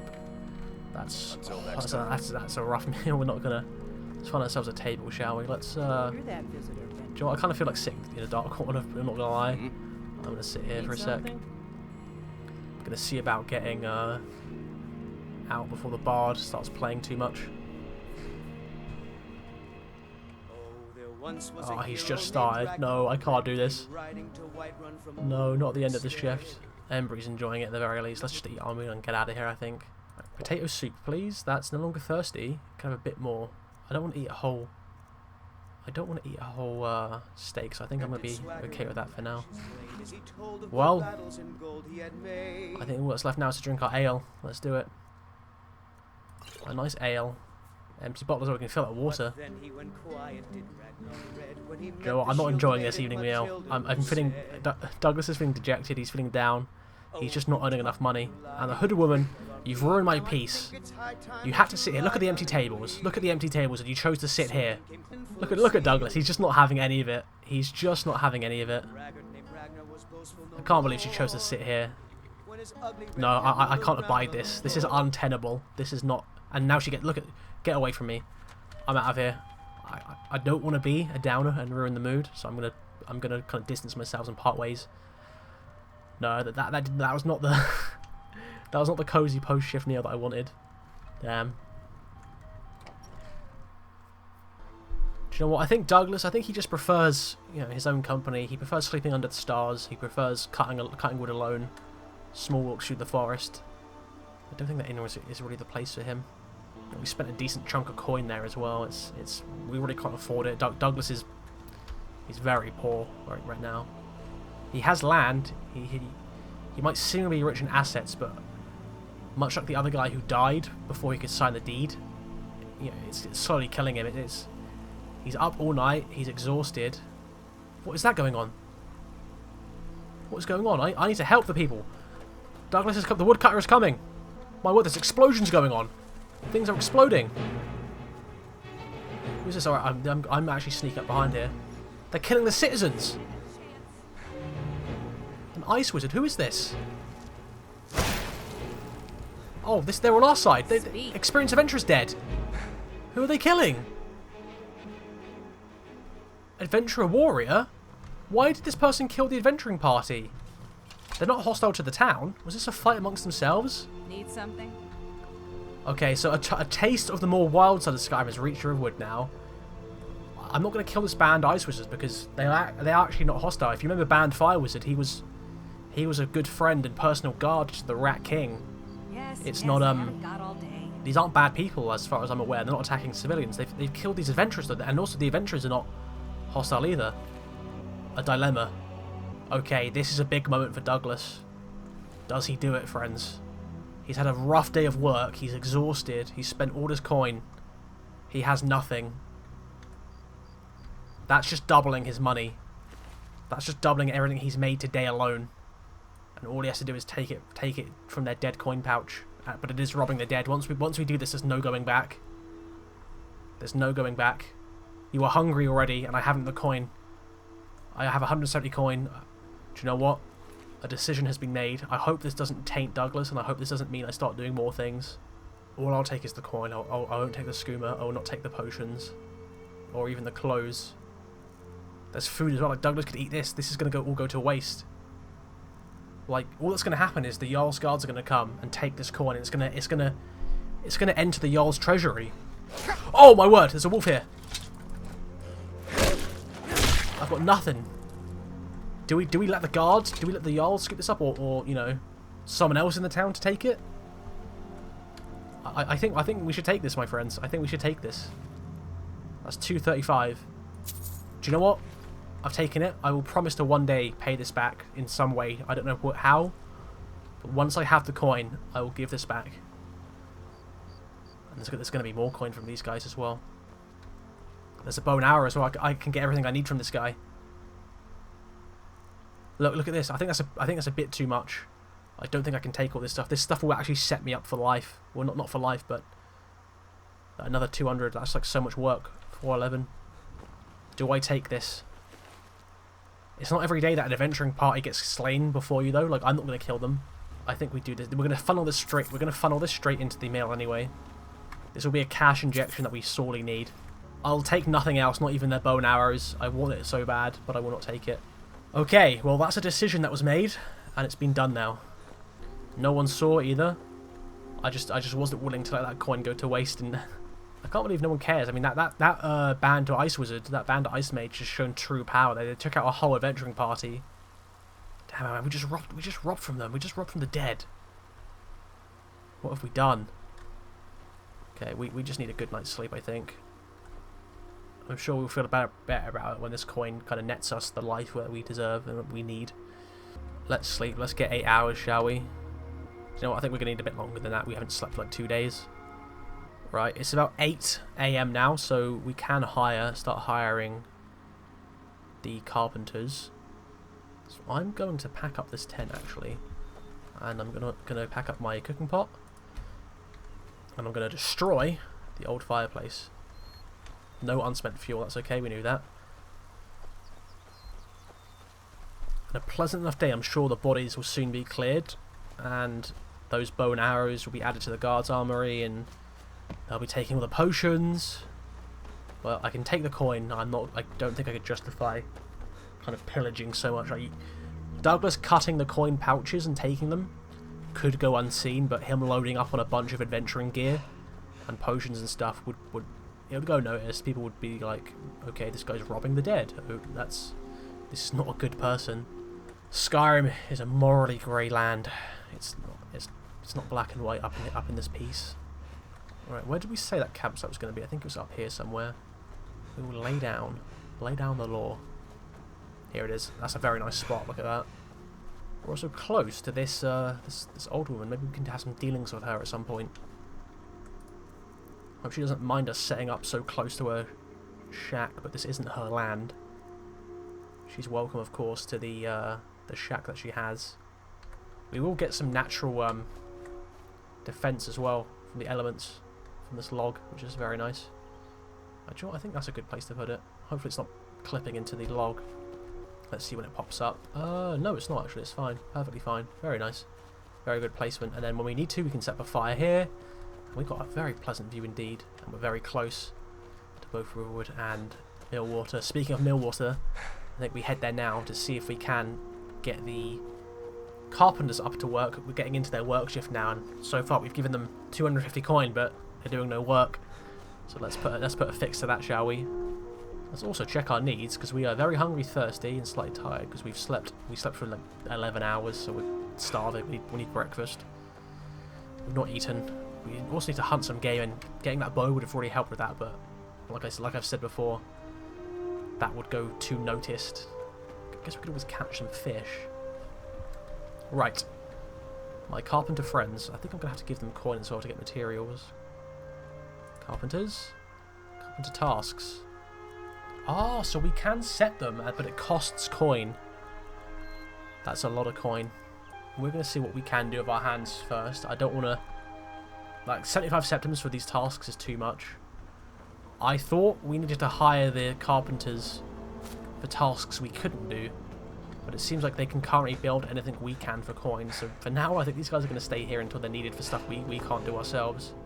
Ah, yes, another glorious day here in Riverwood, sitting atop the woodpile. It seems Fiendel here has already beaten us to the punch. You know what? Riverwood has been a kind town to us. It's been a kind town to Douglas. It's given us work. It doesn't ask any questions. You know, we're a stranger from out of town, and they've welcomed us. They leave us be and let us cut wood in peace, and Hod's always willing to buy our lumber. So yeah, I would say Riverwood's been a kind town to us, which makes it sad to say I'm going to have to leave, at least for a little bit. Although I am getting coin here for lumber, it's just not enough. Douglas needs just a bit more coin to truly start working on his own mill. Sadly, there's just too many woodcutters here. The competition is stiff, and the coin is spread way too thin between us all. As you can see, there's already Fiendel there. He's always working as a woodcutter, and there's another woodcutter you see from time to time. So yeah, our labour here isn't necessarily required, and so we don't get really fair wages for our work. So we're leaving Riverwood, but we're only leaving to Whiterun, which is over yonder. It's only a stone's throw away, so we're not going to be leaving and going very far, like trekking across the land. And the plan is to cut wood day and night in Whiterun, sell it to the Bannered Mare, and stay at the Bannered Mare for free while we cut wood, because you can sell the wood there and you get a free room on top of the septims from giving them the wood. And then once we've earned enough septims saved up, because we'll be living there for free essentially, we can come back and continue building the mill and hopefully get it done in one good shot with all the coin we've earned. So that's the plan. We're gonna stay in Whiterun for as long as it takes. And because the Bannered Mare is open 24/7, we can cut wood 24/7 and just load our pockets up, become over encumbered, and sell it all in one go. Hopefully get a few thousand septims before leaving, and that should be enough to cover most of the carpentry costs and labour costs of our own mill. So without further ado, I say we may as well head off. I'm not going to grab too much travelling gear because, well, I mean, it's only a stone's throw away. We're not going to need it really. Anything we do need food-wise, we can get while we're there, I suppose. Well, Fendel, my friend, I'm going to bid you farewell. I'm going to leave the market of woodcutting open to you for the most part. I'll be back one day, though, my friend. Maybe I'll hire you at my own mill, perhaps. Anyway, farewell, my good friend. Did I see you talking to Sven? My friend, just when I thought we were getting a bit closer. Why'd you do this to yourself, man? Stay away from him if I were you. Do you know what? Maybe leaving Fendel for a bit is not a bad idea. I'm getting kind of sick of him talking about Sven. He's a bit obsessed. And a break from him will be much needed indeed. Right, well, let's hit the road. Oh yeah, that wolf we killed last episode's still there. As well as the adventurers. My word. Yeah, that mage really took out that adventuring party, didn't they? I'm surprised the guards haven't come to take and pillage what was on the dead here. There's a lot of supplies here. I'm just going to move them off the road for a bit, just for the sake of travellers. Maybe should I throw them into the water? I don't know if I should do that, but I am just going to move them briefly till the guards come. Once again, it's tempting to take their stuff, but I won't. I will stay my hand because I'll be earning my coin justly and honestly in the good old town of Whiterun. I'm going to stick to the road as I want to avoid the wolves up there if I can. Oh, what a pleasant day. Look at this. Pleasant day to go walking the roads of Skyrim. It's a very... Oh, okay, I tried to avoid the wolves, but okay. It's axe time, I guess. Sorry, my dear friend, but you're blocking the way, and you're a vicious... one fell strike to the head. Man, I felled you like I do the trees. Oh, there's a rabbit. I don't want that go to... Oh, my word! Oh, okay, I got snuck up on by another wolf. Yeah, I should have known that. Wolves do not tend to travel alone. Right, let's pick up this hare. I don't want it going to waste there. Because if I can help it, I'm going to eat for free while I'm in there. While I'm in Whiterun. I don't want to be spending money at the inn. Maybe I should have skinned those wolves for their meat, perhaps. But I can always kill myself a deer. Yeah, our Whiterun adventure is going to be just as much profit as possible. I want it as low cost as possible. Maximum profit. Yeah, I'm going to get away from this road. I don't want to tussle with these Imperials right now. Once we arrive to Whiterun, we'll have a full day's work ahead of us. Oh, there's a giant over there. Oh, let's go help them out. I think I can cut down this giant. I can fell this giant. Oh, or not. They seem to be already on top of it. That's okay. Well, I'll leave you warriors be. So yeah, we're going to have a full day's work ahead of us at Whiterun, and then, I mean, we can even work through the night. There's nothing that says we can't. And then we can sell a whole day's and night's work of woodcutting to the inn, and then sleep there. That is going to be very profitable for us, I think. Well, here we are, my friends. We're arriving to the big city now. We're leaving the small hamlet of Riverwood. And it's the big city life. I say big city. Whiterun really isn't even a city. A modest-sized city, if you will. Right, I'm going to be beelining right for that chopping block, as I know there's probably going to be another woodcutter in there who's going to be taking it up. Guards, please let me pass. Oh, they are. Nice. Here we are. Good old Whiterun. Quite a pleasant city, actually. Oh, there's missives on the board as well. I wonder if there's any woodcutting related missives. I wonder. Yes. Let's give the little board a check, shall we? There's no missives board in Riverwood. Oh, can I search it, please? Clear out, collect venison, deliveries, gather gold ore. No, nothing to do with woodcutting. Just fetch quests and bandit clearing quests. Nothing for the likes of me, sadly. But I spy there a wood chopping block, free for the taking. And my friends, I think our work begins here. Let's clean our bloodied axe head with lumber. Do you know what? I might do it. I might just cut for the whole day and see how much I get. Just sit here and cut for, 12 in-game hours or whatever, and see how much that nets us. I think the sell price is going to be the same as River. I think it's still going to be set to 1 gold, 1 septim a piece. I mean, it might not be. We can see. I do know prices do change from place to place. Oh, that's good to know, friend. Are you wanting to use this chopping block, are you? Too bad, my friend. I'm going to be camping it all today, I'm afraid. That's it. You gather the chopped wood. I'm going to be here for a long time, my friend. Although I do believe, actually, there is another chopping block. Actually, no, there isn't there? Let's go to the one closest to the Bannered Mare. I think there's one up here. Yeah, there is up there. Brilliant. So there's plenty to go around. We may as well go to this one, since we will be selling to the Bannered Mare. Although, can we sell to Bellathor as well? I'm not sure. The Bannered Mare gets us the roof over our head as well, so we may as well do that. And there we are, look at that. I forgot there was a chopping block here. And we can leave the other one to the other guy then. Oh, labourer, is he wanting to use this as well? He just humped at me. Yes. Oh, you've got a pickaxe in hand. Are you going to go mining, friend? Leave me to cut the wood, please. There is another free chopping block as well. Need something? Friend, I need naught. I need just to be left alone to cut my wood, good sir. Oh, please, don't say I've got competition here. People in Riverwood were happy to have me. Although Fendil did annoy me a little bit. He was, always wanting to share the wood chopping block.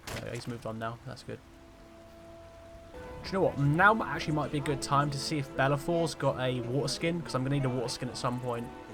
I think I'm already thirsty and hungry as well, so that's not the best. Let's check our needs quickly. We're very hungry and thirsty. We're also tired, so... I mean, we are just staying here. It's not like we need our energy, so I might just stave off eating until the evening. And as for water, I'm pretty sure I can just get some from the inn as well. Yeah, the water skin can wait, I think. The water skin can wait. There's also another free woodcutter's axe there. Already got one though. That's fine. Back to cutting more wood.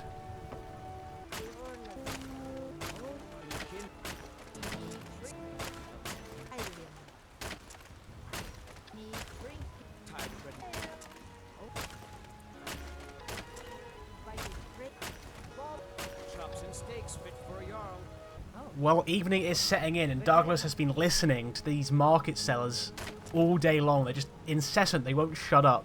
I might actually move to the other wood chopping block tomorrow, as listening to these guys over and over again has been annoying. I've been here the whole time cutting wood. I have changed the value. I've doubled my wood chopping value now, as I don't know. I'm just trying to find a balance time-wise, where it's like, obviously, a day spent in Skyrim isn't a day IRL. It's much quicker. And realistically, if I did spend a day cutting wood non-stop, I feel like I could get a bit more out of it. So I've basically doubled to what I've been using. I've been getting 4 wood per chop. I've now made that 8. I'm going to see if that little adjustment makes coin slightly easier to get. I still don't actually know how much we're going to get per firewood at this inn. Speaking of which, I might actually just sell it now because honestly, these salesmen, these market guys are getting so annoying. I can't listen to their dialogue anymore, their NPC dialogue. I think I am going to go back to the Bellathor chopping block over there so I don't have to hear them. Guys, shut up. Can you get those market sellers to shut up? Oh, You want a drink? I'm good for now. I need to sell my firewood. So this is the half. What? You came to me? What is this town? Man, I can't get a moment of peace. Douglas, he longs for the forest again. He needs to get out of here. Right, this is what needs fueling. So, I mean, this burns through wood so quickly. So, my friend, I have the wood for you. If it's work you need, how about chopping up some wood for the fire? Funny you say. I'm way ahead of you, my dear friend. I have firewood to sell, indeed. Honest gold for honest work. Honest work, indeed. How much gold are we getting for that? Yeah, it's a 1-to-1 again. 432 were there for ages. Oh, I was hoping for a few thousand logs at that point, but now that we've set it to 8, we should get to that 1,000 log point a lot quicker. So it's still a 1-for-1 sale. I think now, actually, Need anything else? we have got Just a let me room know. for free. It might be this one up here. They don't tell you this in game, but yes, we can now sleep here for free. This is the true benefit here. This is going to net us 0 cost. We get to stay here. Look, this is a nice room as well. This is a double bedroom, and we get it for free just for being the woodcutter. Wait, who's that over See there? here, dear? The place I've down not seen this little next fella door. before. Lots Who of there? spills. Oh, just the bartender. Okay, Of course, Mum. I'll leave you in peace. Right, let's get a good night's sleep, and then we'll do the same again tomorrow. But I'm gonna go to the Bellathor chopping block, so I no longer have to listen to those NPCs. It's only 6 PM, but my guy's exhausted and I'm starving, so I want to just get that all cleared up. So we're gonna sleep for a while here. Get a nice early start. 6:15 AM. Let's get some food down us. Have we got any food on us first? We've got a venison chop. Let's see how far that gets us. Need more food. I think we have to buy some food from the inn. I'm gonna sell them my raw venison though, so I can still, net a little bit of profit today. I don't want to be spending my 400 gold Drink for the thirsty, on food here. food for the hungry. I do need some spring water. That's 2 servings as well. That'll be good. Let's get that. Bread is cheap, and it's a medium meal, so it's like the cheapest medium meal. So I think we're gonna load up on a bunch of bread. 72. Let's do that. But we may as well have something nice as well. Why not? Oh, this is all expensive though. No, I'm gonna go bread mode. We're gonna go bread and gruel mode. Let's see if we can fill up any water bottles as well. Let's get some water. Oh, maybe I should have bought water this way. It's only 3 gold through this menu. Of course. Right, let's get out of the inn. The fire has died down. The evening is past, so let's get out there and make sure that we get this fire fueled tonight, shall we? Let's do it. Come by Bellathor's shop at the market. Don't mean to be rude, but I'm too busy to talk right now. Well, my friend, you came up to me. I had no... Man, these guys.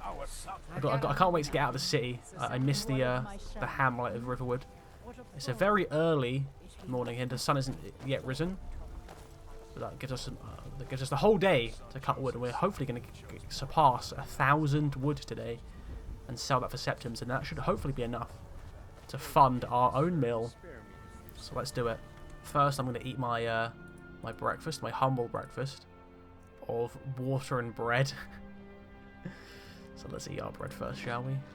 Need more food. I did also eat that elk steak already, so we hopefully won't need to eat too much. Oh man, we need to get some lembas bread. That's what we really need. A single bite fills the belly of a grown man. Well, there we are, we're full. Let's drink our water. Need more water. Is that enough water? Do I need more? No longer thirsty. Brilliant. Fantastic. No longer hungry, no longer thirsty. It's time to once again cut some wood. Let's chop wood until the sun rises. Spare a coin for a poor old beggar. My friend, after I work today, I'll spare you a coin, I'm sure.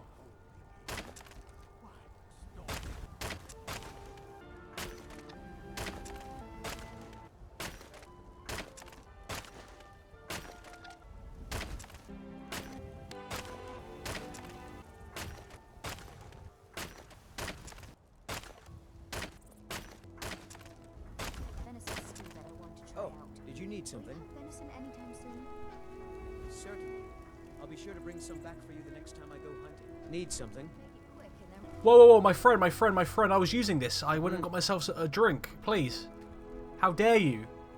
Please, you cannot make me go back there. Not to the market sellers. Please, I beg you, Sigurd, please. Don't make me here. Yes, I need to use that as... you know I was using that. Come on. You know I was using that. Oh, don't... There we go. Okay, he stopped. Okay, now yes. Sorry, my friend. I have to. I can't go back. I can't go back to the market stall. You're going to have to stand there. I'm taking this. Listen, I'll be gone in a few days. I'm here for just brief work. You'll never have to see me again. I'm here to earn a bit of coin and I'm gone. But this guy's not too impressed. He's hovering around me. He's sliding around me. Is he attached to my axe? He's attached to my wood axe. What's going on?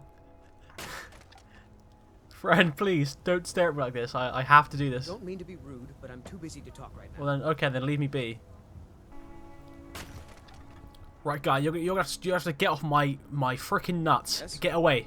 I can't even sprint him and push him because I'm over encumbered from all the wood I've got. Please, good sir. I'm gonna have to insult this guy. I'm gonna have to insult him to his face. Listen, your mother is a hawker. This what you want? Huh?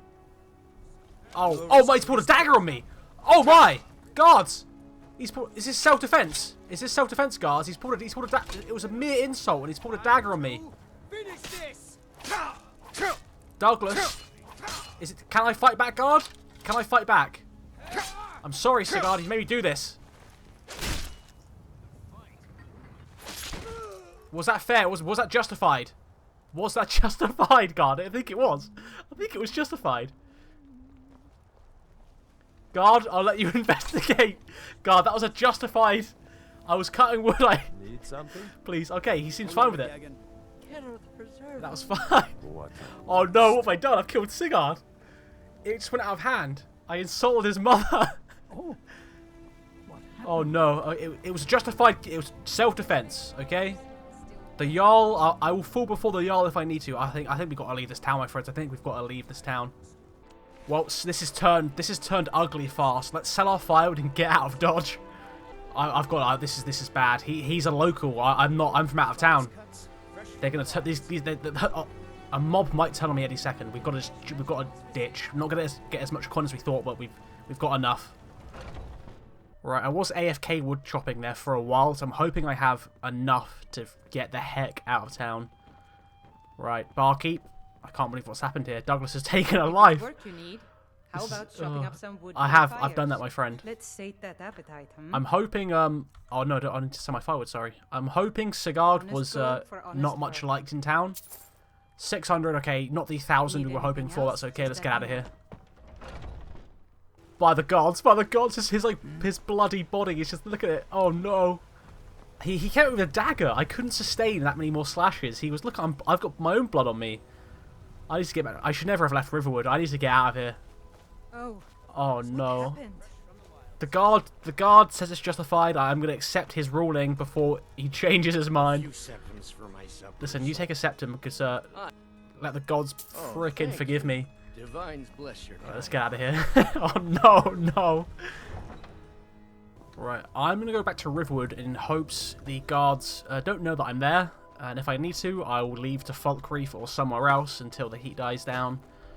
It seems the guard witnessed everything, and he knows it was a self-defense situation. He's going to vouch for me, I'm sure, to the Jarl. I am going to get out of here while I can, though. Oh my word, I can't believe this. I thought he would like challenge you to like a fist fight or something. I could beat him down, or like you do in the inns when the people challenge you to a fist fight for gold. But he pulled a dagger on me and started cutting me up, slashing me. Like, he must have been on the edge already. He must have been like, I must have been the straw that broke the camel's back that caused him to snap and finally try to kill someone. But I mean, little did he know that he tried slashing up Douglas Blackthorn. He's a giant of a man with a woodcutter's axe. He wasn't gonna let himself get stabbed to death. So, I mean, what more could I have done there? My axe hadn't been drawn, so I couldn't like put my weapon away and stop him from fighting. It took just one cut. I mean, I've been swinging this thing for years. I've become a pro at it. What did he think was going to happen? All it took was one crack with my axe, and I split him like a log. He's dead. He's gone. Right, and so are we. We're out of here. My word, I should never have left Riverwood. Right, let's get back. I really hope, like, Sigurd doesn't have any family that's going to hire a bounty hunter after us or something. Because I'm going to have to cut them down, as if they come after us, I'm going to slice them down with this axe as well. I need to wash this axe. It's got Sigurd's blood all over it. Might even just dump this in the river and get a new one. Right, you know what? I'm not going to stop by Riverwood. I think I'm going to go and head straight for my tent out in the woods and stay there for tonight. I think the rain's going to start falling in a second as well, so I just need to be alone for a bit after what happened there. I was hoping the guard would come and arrest him or something and stop the fight, but the guard just... did the guard want to see a death match or something? I mean, did that count as like mutual combat or something, I'm guessing? We haven't got a bounty. I don't think anyone's going to be after us. I think that was a justified self-defense situation, but man, this is going to plague Douglas's mind even more than taking the coin from those adventurers. Right, if we just stay in the woods for a few days... Oh, hello there. Are you okay? Oh, hello? Who are you? Oh, thank goodness. Oh, okay. I've been wandering alone for so long, I thought I'd never see another soul again. Trust me, being alone is absolutely fine sometimes. Tell me what happened. I was kidnapped by these bandits My weeks word. ago. They locked me up in the towers near Mistwatch. Okay. I managed to pick the lock and slip out while the guards slept, but now I'm Well, completely yeah, lost. you're near Riverwood. Can you help me, please? Riverwood's... Yeah, there's a town nearby, Riverwood, in that direction. Oh, thank you. But I should be fine now that you've shown me the Brilliant, way. thank you. But those bandits have to Didn't be really want to stopped. go back. They're at Mistwatch. Wait, you want me to go to Mistwatch? I ain't Let going me to show you on the Mistwatch. map. I'm glad If you're you can safe, stop but them, you'll be a true hero. I ain't going to Mistwatch. I've only got a mere woodcutter's axe. I can't take on a fortress of bandits. But there's my tent, looking comforting as always. Right, with the gold we've earned today, we earned just a little over 1,000, I believe, from woodcutting in Whiterun. That with the coin we earned from that we took from the dead adventurers, we have a little over 2,000. We have 2,000 septims. That should be a good cash injection into our mill to help it get underway, and then we'll soon get our own business up and running, and we'll be selling our own lumber for good money, good money, not just selling firewood. So things are looking up for us even after the dreadful events of today's episode. Man, let's just get a fire going quickly, and man, what have I done? Alright, let's place down a campfire in this little clearing area here. Let's do that near the tent. And we're going to need to cut down some firewood, as we have sold all ours. Alright, let's harvest wood from this tree. That should be enough to get a fire going for tonight. Let's chop dead wood.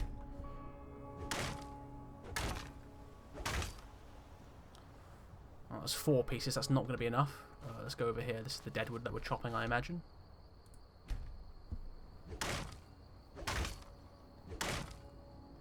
Well, that's 8 pieces. Let's get 4 more pieces. That should be enough.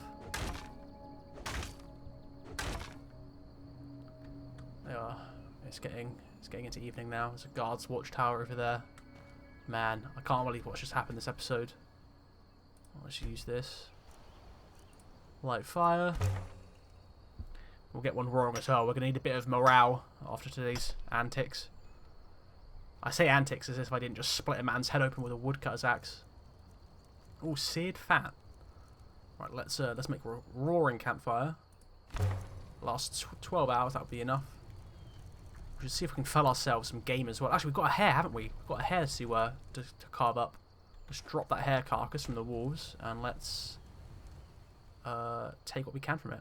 I don't need its ingredients, so I'm just going to go for its meat. I don't need rabbit skin either. So let's just butcher meat, shall we? Hope to get 2 legs out of this. Yeah, you've got 2 legs. I wonder why you don't get 4 from this little geezer. Let's dispose. Alright, nice fire going. I'm going to see if I can spot any other game that I can kill with my axe. Even wolf meat might be on the table, you know. I'd rather a deer, though, but I might have to go kill that wolf over there. We're going to be living in the woods for a while. I don't think I'm going to be returning to Riverwood, you know. I think I'm going to start working on my own mill. And technically, I think that's in Falkreath Hold, right? Because there's the book. We've passed into Falkreath now. So even if we did commit a crime, even if that wasn't justified, which it absolutely was justified, it was in Whiterun Hold. We've now passed the border. There's the border flag there. We're in Falkreath. Our mill's in Falkreath. There is no reason for us to ever go back to Whiterun Hold. So I think we're going to stay on this side of the border at least for the next few moons at the very least. Man, look at all those dead rabbits these wolves have been killing. They've just been going to waste. Are these wolves killing these rabbits for sport?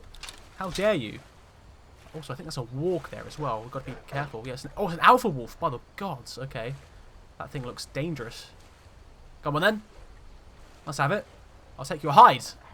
Can I kill him? Yeah, I can. Okay. I thought he was getting hurt then for a second. What's the alpha wolf down? I've killed your alpha. Am I the alpha now? It's not. I'll just take on the rest of you. My two-handed slowly increasing as I'm using this axe more as a weapon than a tool. Let's pick up these guys.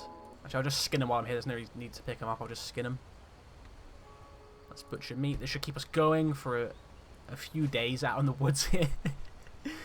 Oh, we are truly becoming a woodsman. Did the other rabbit... Oh, I think the other rabbit carcass got washed away. Oh no, it's over here. The wolf fell on it.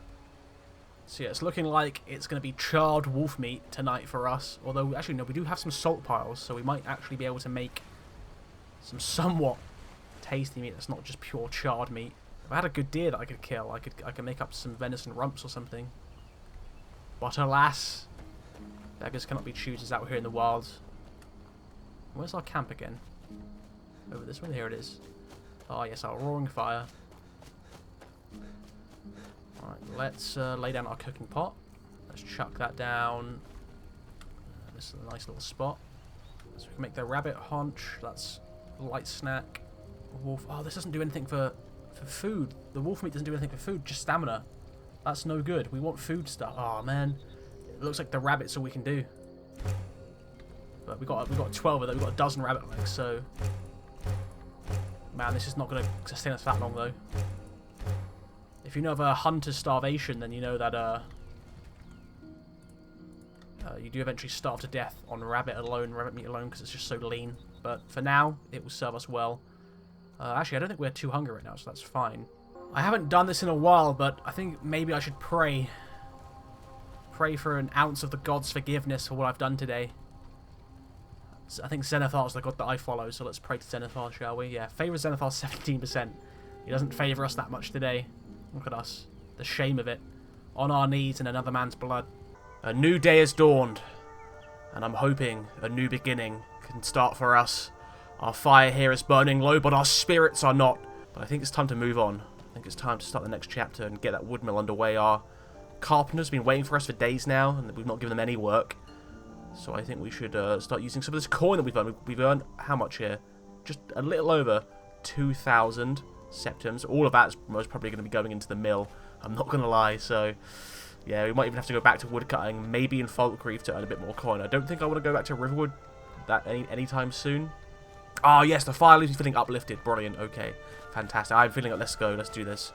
Yeah, I mean, you know, no, we're not wanted or anything. I can go back to Riverwood legally, but I don't know. There's something about entering the Falkreath hold now that makes me want to stay kind of in the borders of Falkreath. And I do feel a bit bad for Hod as well, working for him with the plan and intention of using his coin essentially that he's paying me to then start my own competing mill against him. That kind of feels bad. I don't want to do that to him. He's an honest fella. He's always given us good work, good clean work, and has accepted us. So yeah, maybe we can help him out once we get on our feet in turn. Right, but here we are. We've got our smelter. We're going to want to get this forge up and running. Let's see what we can do with the carpenters, because we can only work with them. No, I think we can only work with the carpenters from an 8 AM to 5 PM window. That's it, I think. So if we go to the business essential, we can go to carpenters, carpenter tasks. So these are the big tasks that we can't do ourselves. No, wait, there are some of these we can do ourselves at the workbench. But if I sort by value, here we are. Renovation, refurbishment, decking. I think these ones here, these top 4, we're gonna want these done first. And I guess we could start with the most expensive, which is the bunkhouse. Also, once the bunkhouse is refurbished or renovated, we can then hire labourers and get the mill producing wood, which in turn gets us money. So this 1,000 septum investment is going to work for us soon. So I think we should do that first, before the office, before the guards. So the tower refurbishment is for the guards' tower. The guards can wait. I can defend these lands with my own hands for now. I don't need the guards right now, but I do need the bunkhouse. I do need the employees, the labourers, to get the wood mill up and running and start cutting wood and sawing logs. So let's get the carpenters working. That's half our money gone, and we can't use the carpenters now until they've done that job. Let's see if they're going to come from their camp and start working. They're camped. Here they are. Yes, they're on their way. They're striding. Look at this. The Chads. Look at the shirtless kings. Ready to work. My word. Look at these dudes. Yeah, these guys mean business. Who needs guard? I mean, look at us. With the giant that is Douglas. With this orcish fella and this guy here. I mean, can any bandit really stand in our way? I need to get these guys some wood axes. I'm starting to think now I should have made Douglas even taller. Because he's a big guy, but he should be a giant amongst men. Right, yeah, these guys. Let's just follow these guys, see what they actually do. Is it like an instantaneous build? Because I'm going into this completely blind, so I don't know if it's a instant build or if they're gonna take a while. Yeah, so we need the labourers actually, so we can get this, you know, this producing. We've got all these logs, no production. Here they are. So this is the bunkhouse here. This is where the labourers will be living. And here they go. Oh, hammering away. What about you, friend? Oh, he's sweeping away. Okay. That's it, my dudes. You've got a lot of work ahead of you. Look at this. This is a mess. This is a complete mess. Well, I'll leave you guys to it. I'm going to do some work myself that I can do with my own hands. At the workbench over there. It'll be like the interior furnishings and stuff that I can do. I mean, actually, let's see what we can do. We might even be able to do the refurbishments. That'd be cool. So yeah, more furniture, doors. We can do some of the grindstones and workman's tools. Ooh, we should get a tanning rack going because we're going to need to make... Do you know what? I could even just make a tanning rack though with my own... We're going to want all this stuff. The workbench, the tanning rack. Oh, I need a goat hide apparently.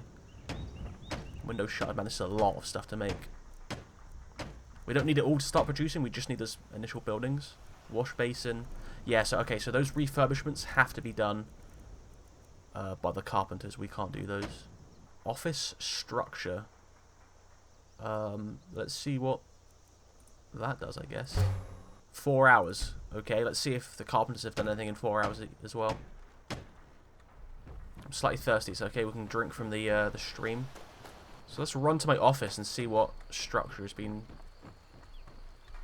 I should really be paying attention to what's been added.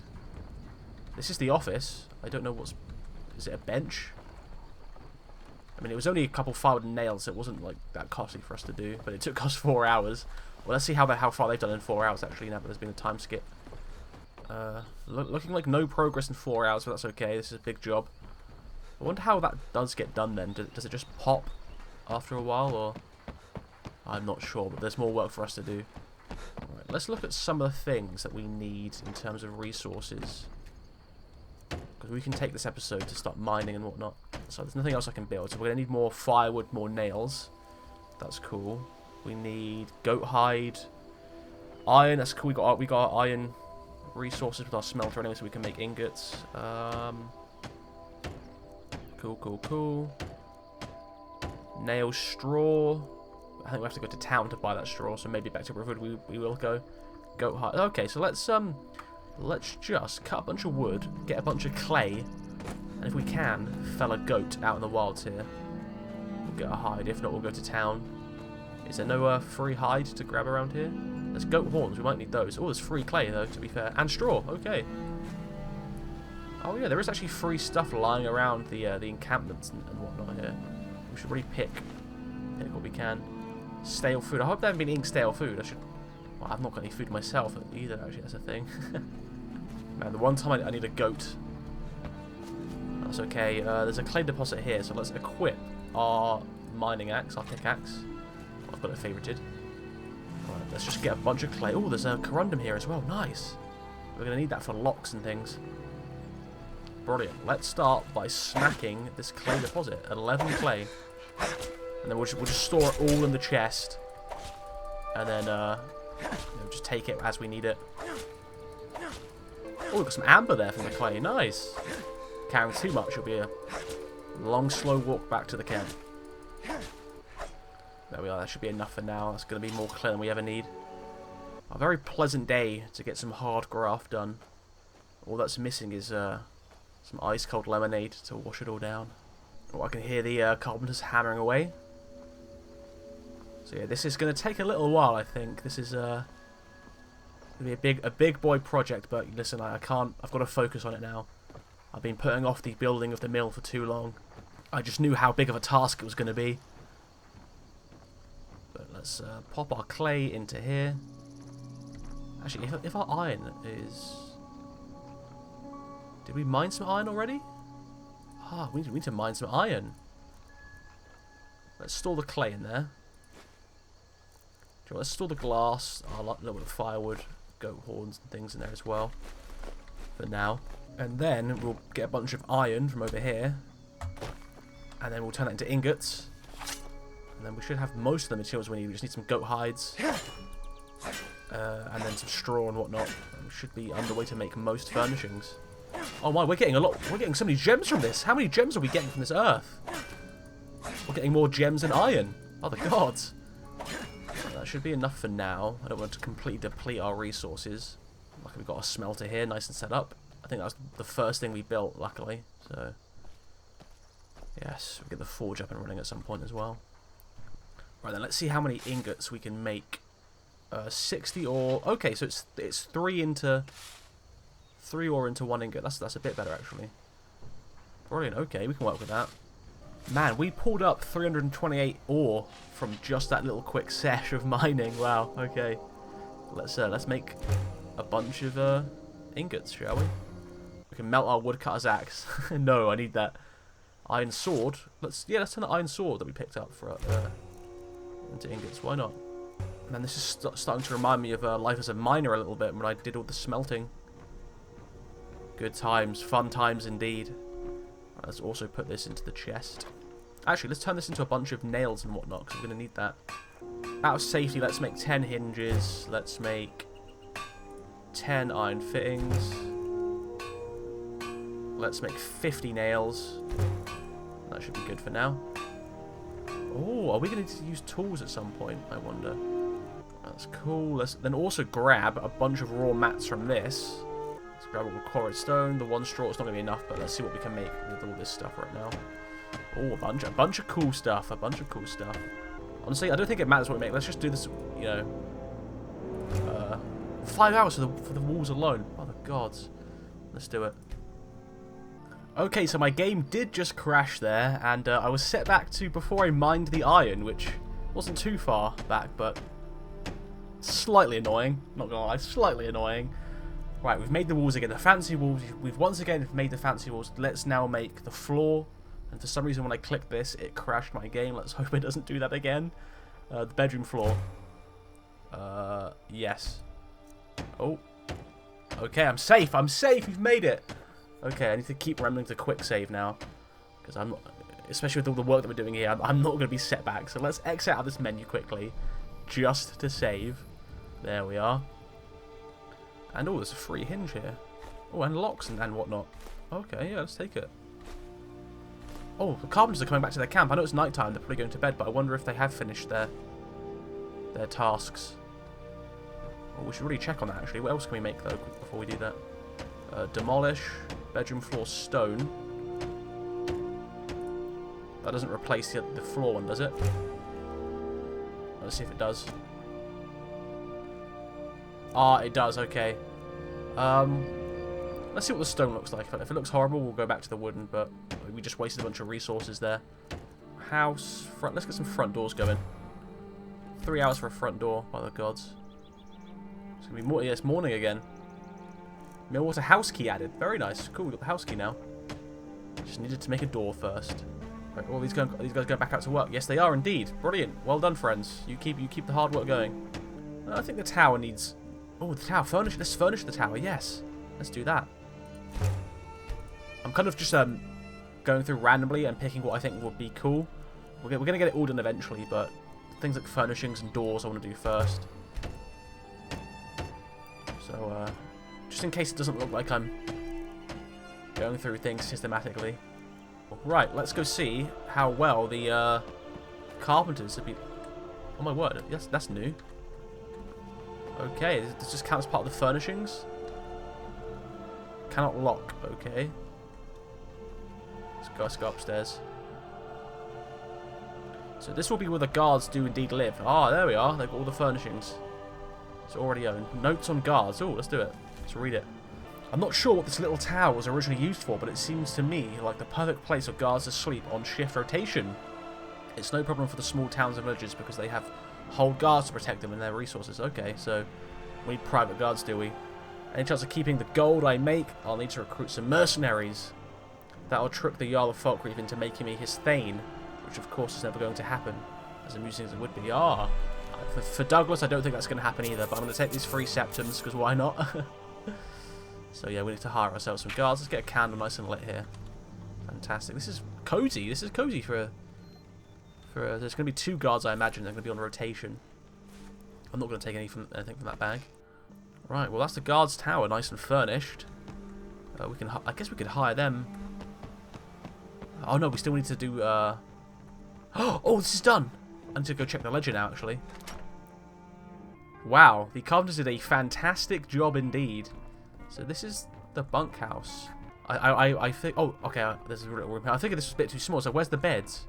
But it goes down here. Oh yes. Okay, they've all got their own little personal rooms, so it's not like bunk beds stacked together. Okay, so we're not going to be hiring too many employees here. There's going to be possibly a couple, maybe, and then a single here. Okay, once again, just like Life as a Miner, our workers live underground with no natural lighting. Although this is not nearly as bad as our mine workers, who are basically living 12 hours underground. Just the earthling people with grey skin because they've got no vitamin D. Oh, fun times. Oh, this is all stealing, is it? This technically isn't mine. That makes sense. This is going to belong to my workers. Ooh, don't mind a honey nut treat myself. Let's get out of here. Well, the carpenters did a great job there. If I can hire some workers next, we might be able to start producing this episode. That'd be fantastic. Now I'm wondering if I have done the tower, or if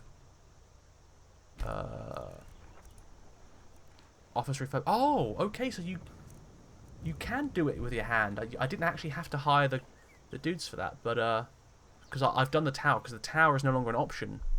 Right, let's hire them to do the office refurbishment, because why not?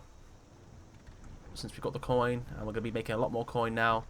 Get them back to working since we have them as well. And let's hire. Oh, actually, do I have the coin left though? Oh no, I might not have the coin left. I should have hired the workers first. Labourers. Start tracking. What does that mean? We'll treat labour tracking. Oh, do I have to go up and hire them? Oh, have I got to poach? Have I got to poach other woodcutters now? Let's put my woodcutter axe back on my hand. Let's see then. We can track workers. Okay. So there's two labourers over this way. We're going to have to go to Falkreath, are we? Indeed we are. Indeed we are. So the labourers are down here. Well, we've got a journey ahead of us, my friends. We'll leave the carpenters to do their job in the office, and then let's go get ourselves some workers, and we can actually woodcut while in Falkreath then to earn more coin if we do need more coin than 300 to hire them, which hopefully it's 150 just like the carpenters, but if we need to... Oh, understood, okay. If we need to, we can cut wood to get in there again in Falkreath to earn more coin. So let's do a short walk to Falkreath because there's no travelling carts around here at all. My word, things are looking up. Look at this. Once we've got these workers, we're going to poach them from the Falkreath mills. We can start producing our own logs, and hopefully coin starts coming in fast for us. What's going on here? There's a travel on the road. Oh, okay, let's stick by the militia. We can travel alongside the militia. Do something. And then someone do something. You guys are the militia. You guys help us. We're travellers on the road. Oh, the bandits. Militia, are you going to do anything? Or is Douglas and his axe up to the task? Are these guys waiting to ambush us or something? What's going on? Oh, these are guards. These merchant guards. Yeah, these are bodyguards for a merchant. Have they just slain a bandit, have they? I'll take his weapon so I can melt them down for more iron. Oh.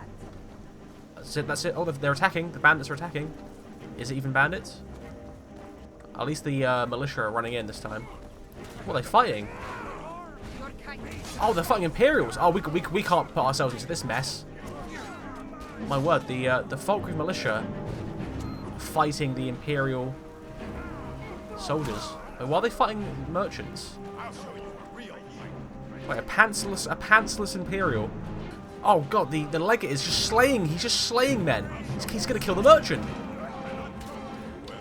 What is this? Oh, these aren't even... Oh, these weren't Imperials. These were bandits. I should have jumped in to help them. My word, what have I done? They just wiped out like half the malicious numbers. There's like 2 militia boys. Okay, I've got to join in this one. I've got to help this time. What happened? Oh, no, okay, that's a hunter. What is this? This is chaos. The hunter just slew someone. Was it someone fleeing? Was it a bandit fleeing? I have no idea what's going on, but the militia was slain. Oh, there's a rabbit there. Oh, he just killed a rabbit. I'll take that if he's not going to take it. Right, well, the merchant survived. He's lost one of his bodyguards. And the militia's down to one man. So I think these bandits killed Imperials. They looted the Imperial soldiers. Okay, so they weren't fighting Imperials. They were fighting bandits. Yeah, no, they're like a hodgepodge. They've taken. I don't want to loot Imperial stuff, but I do want their weapons to melt down. So we'll all go back into the mill. Listen, these are bandits. We're in the wilds. I am gonna be I'm gonna be a bit more careless about stealing or taking from the dead than I was in Riverwood. Because listen, we're in the wilds here. We're in the wilds, and no one's gonna see us. No one's gonna see us. But man, what absolute destruction and chaos here. I'll take the food. I'm gonna need their food. That's for sure. I can melt down those swords. He's got a nice arrow in his ear. Let's take that. I'll melt down that steel war hammer as well. It's not like I'm going to need to use a warhammer when I've got my trusty axe here as my main weapon. Well, maybe it's not as safe following the militia as I thought it was, but we're on the same road. We may as well travel together. Okay, those guys don't look friendly over there. I'm going to go this way. I'm going to stick to the road. This tower also looks nefarious. Yep, I'm staying away from that. That's a dungeon if I've ever seen one. Oh, some more travellers on the road. Well met, friends. Oh, now this. Look at this. Falkreath. This is truly a place for a woodcutter. This is a hold fit for a woodcutter indeed. These rich forests, these pine forests, the lumber. I'm sure there's a worthy mill. Look, I can see the mill already. Look at that. A little mill camp there. We can find work here if we need to. But I see someone sitting. Ah, friend. Well met. Are you a fisherman? Ah, an Argonian fisherman. I know one very well myself. Well, okay. He's like multi-fishing. Friend.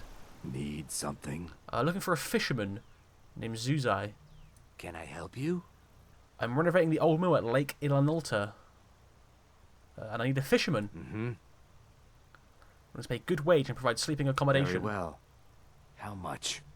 How much? 200 gold. A fortnight? My speech is very low, so I don't think I'm going to... I don't think 200 is going to work. Nah, I don't think so. Alright, better deal? 250? Nah. Okay. Our speech is so low, it's 300 then. Nice doing business with... I'll meet you there. And haggling skills equals 0, speech equals 0. We're paying this guy 300 gold every fortnight. That's every 2 weeks.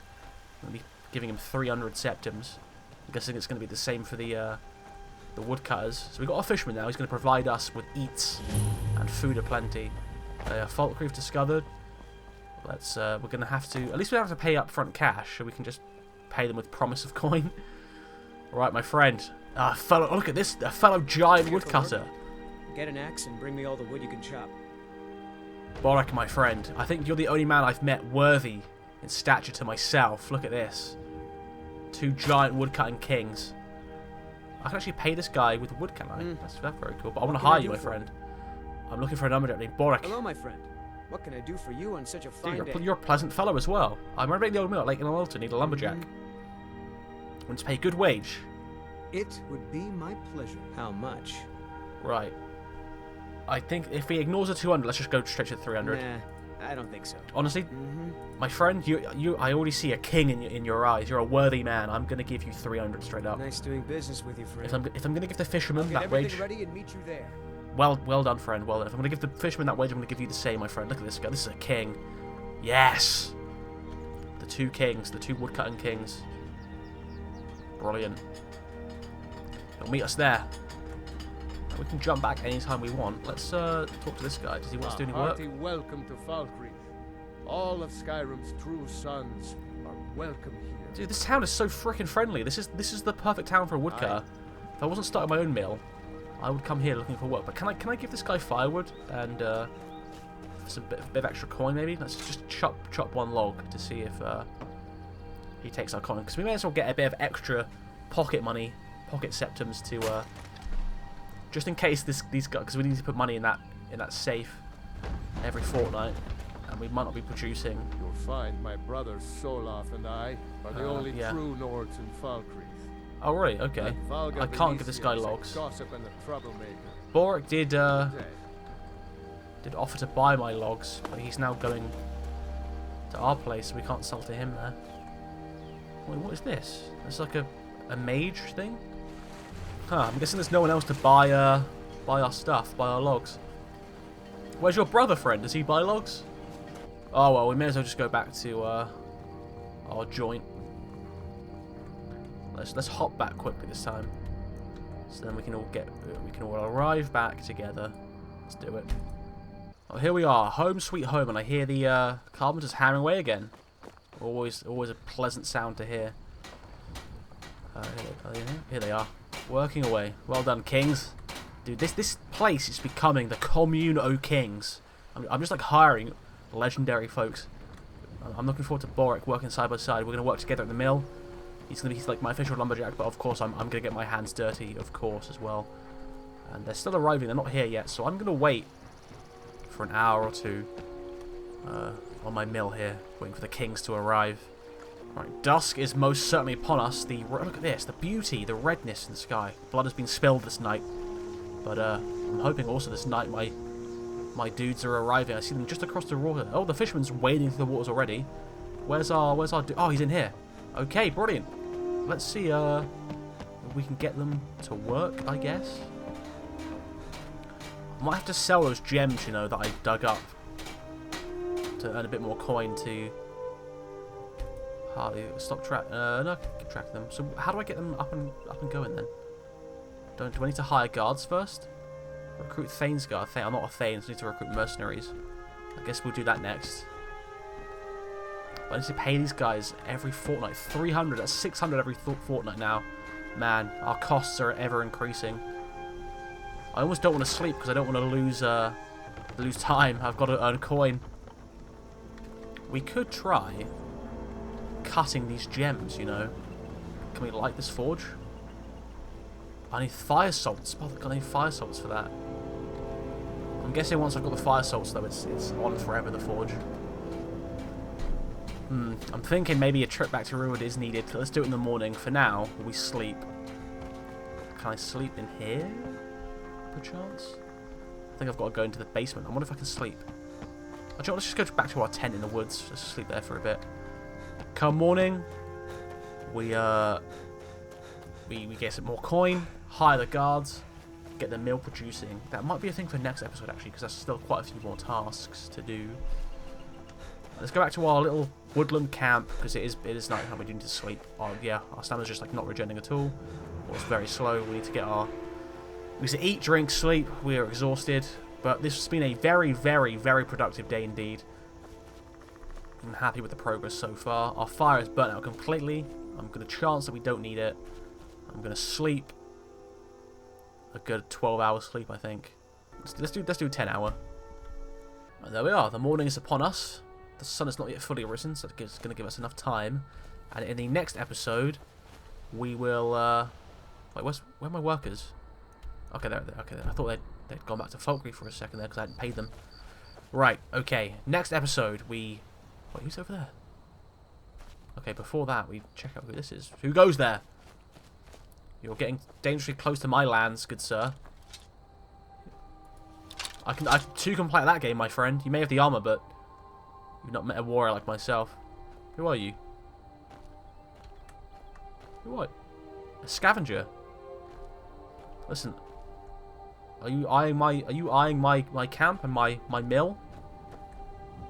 Can I hire this guy as a guard?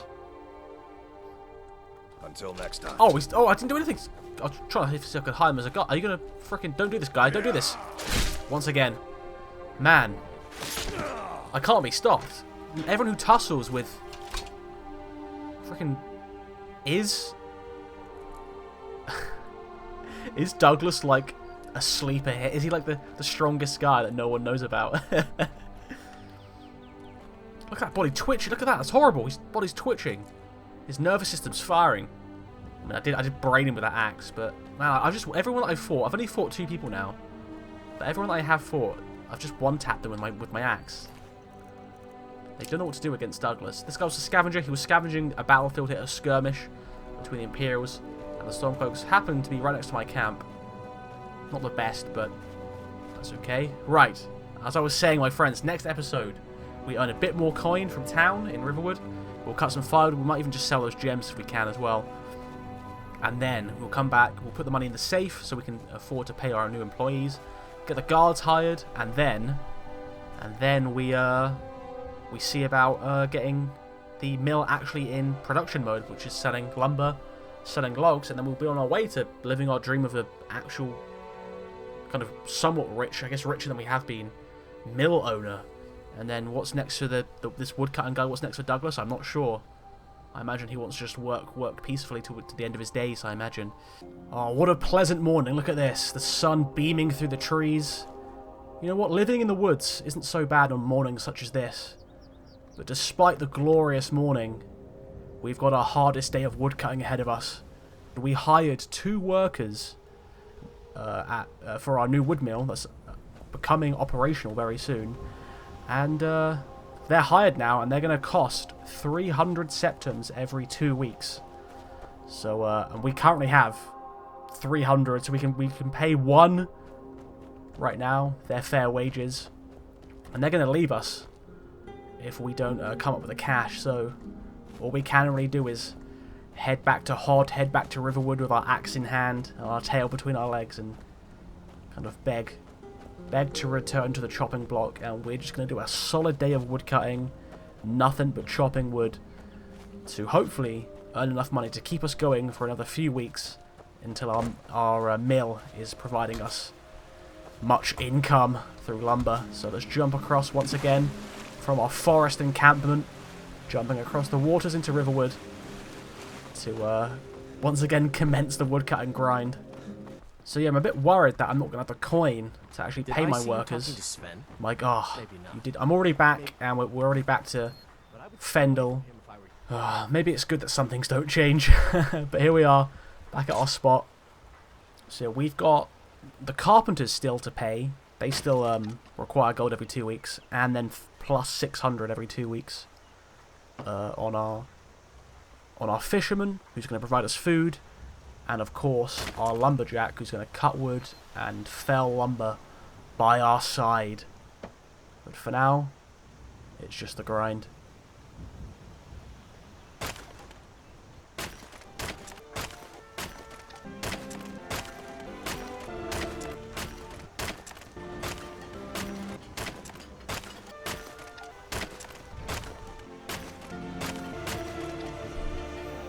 I, of course, am carrying too much and cannot run. It's a classic staple of this series so far. That means we're cutting a lot of wood, and we have plenty of wood to sell. Oh my God, Fendel, you did not. I can't stand you, my guy. I thought I'd be your friend one day. Stay away from him if I were you. I want to stay away from you, my guy. I don't care about Sven. I've never even met Sven. But you, oh, you're just a paranoid weirdo. You're a complete weirdo, my guy. The obsession. Right, Hod. I need an honest man, a straight-up fella that I can deal with. Here's the firewood. Honest gold. What's that? We've got 212 for 212. That's not even enough to pay for 2 weeks yet. So it's back to the woodcutting block for us. Oh, but then do I go back to my mill to get it operational so that I can then set... Oh, what do I... Because I need to hire the guards as well. No, I need so much. Because I need to hire guards as well. They're going to be more money. Oh, and I just... barely 500. Did have those gems, didn't I, that I pulled up from the earth? Oh, where did I put them? Did I store them away? I could see how much I could sell those gems for at the general goods store. I dug them from my land. That might give me the capital that I need just quickly to get my mill. Because I really want that mill operational, but then... Well, since I am here, I may as well woodcut, right? Since I am here already. Let's check this block. There's beauty here, unmatched in all of Skyrim. Indeed there is, friend. You should really focus on that and not Camilla. Please, my good sir. Maybe you've already met Camilla Valerius. If only Camilla shared my affections. Gotta stop this. Knew about them. He's obsessed. He's obsessed. Fendel.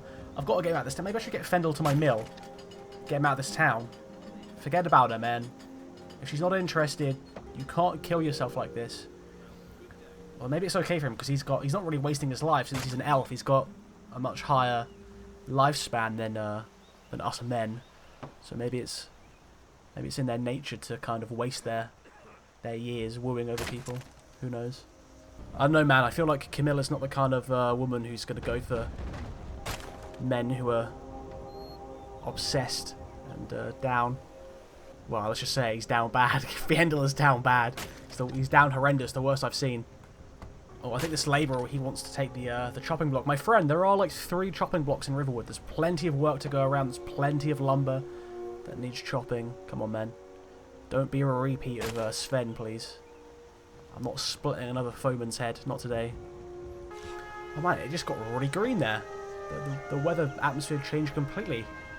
I swear it just got like really bright and vibrant. Saturation was getting increased in real time. I'll take it. It's pleasant.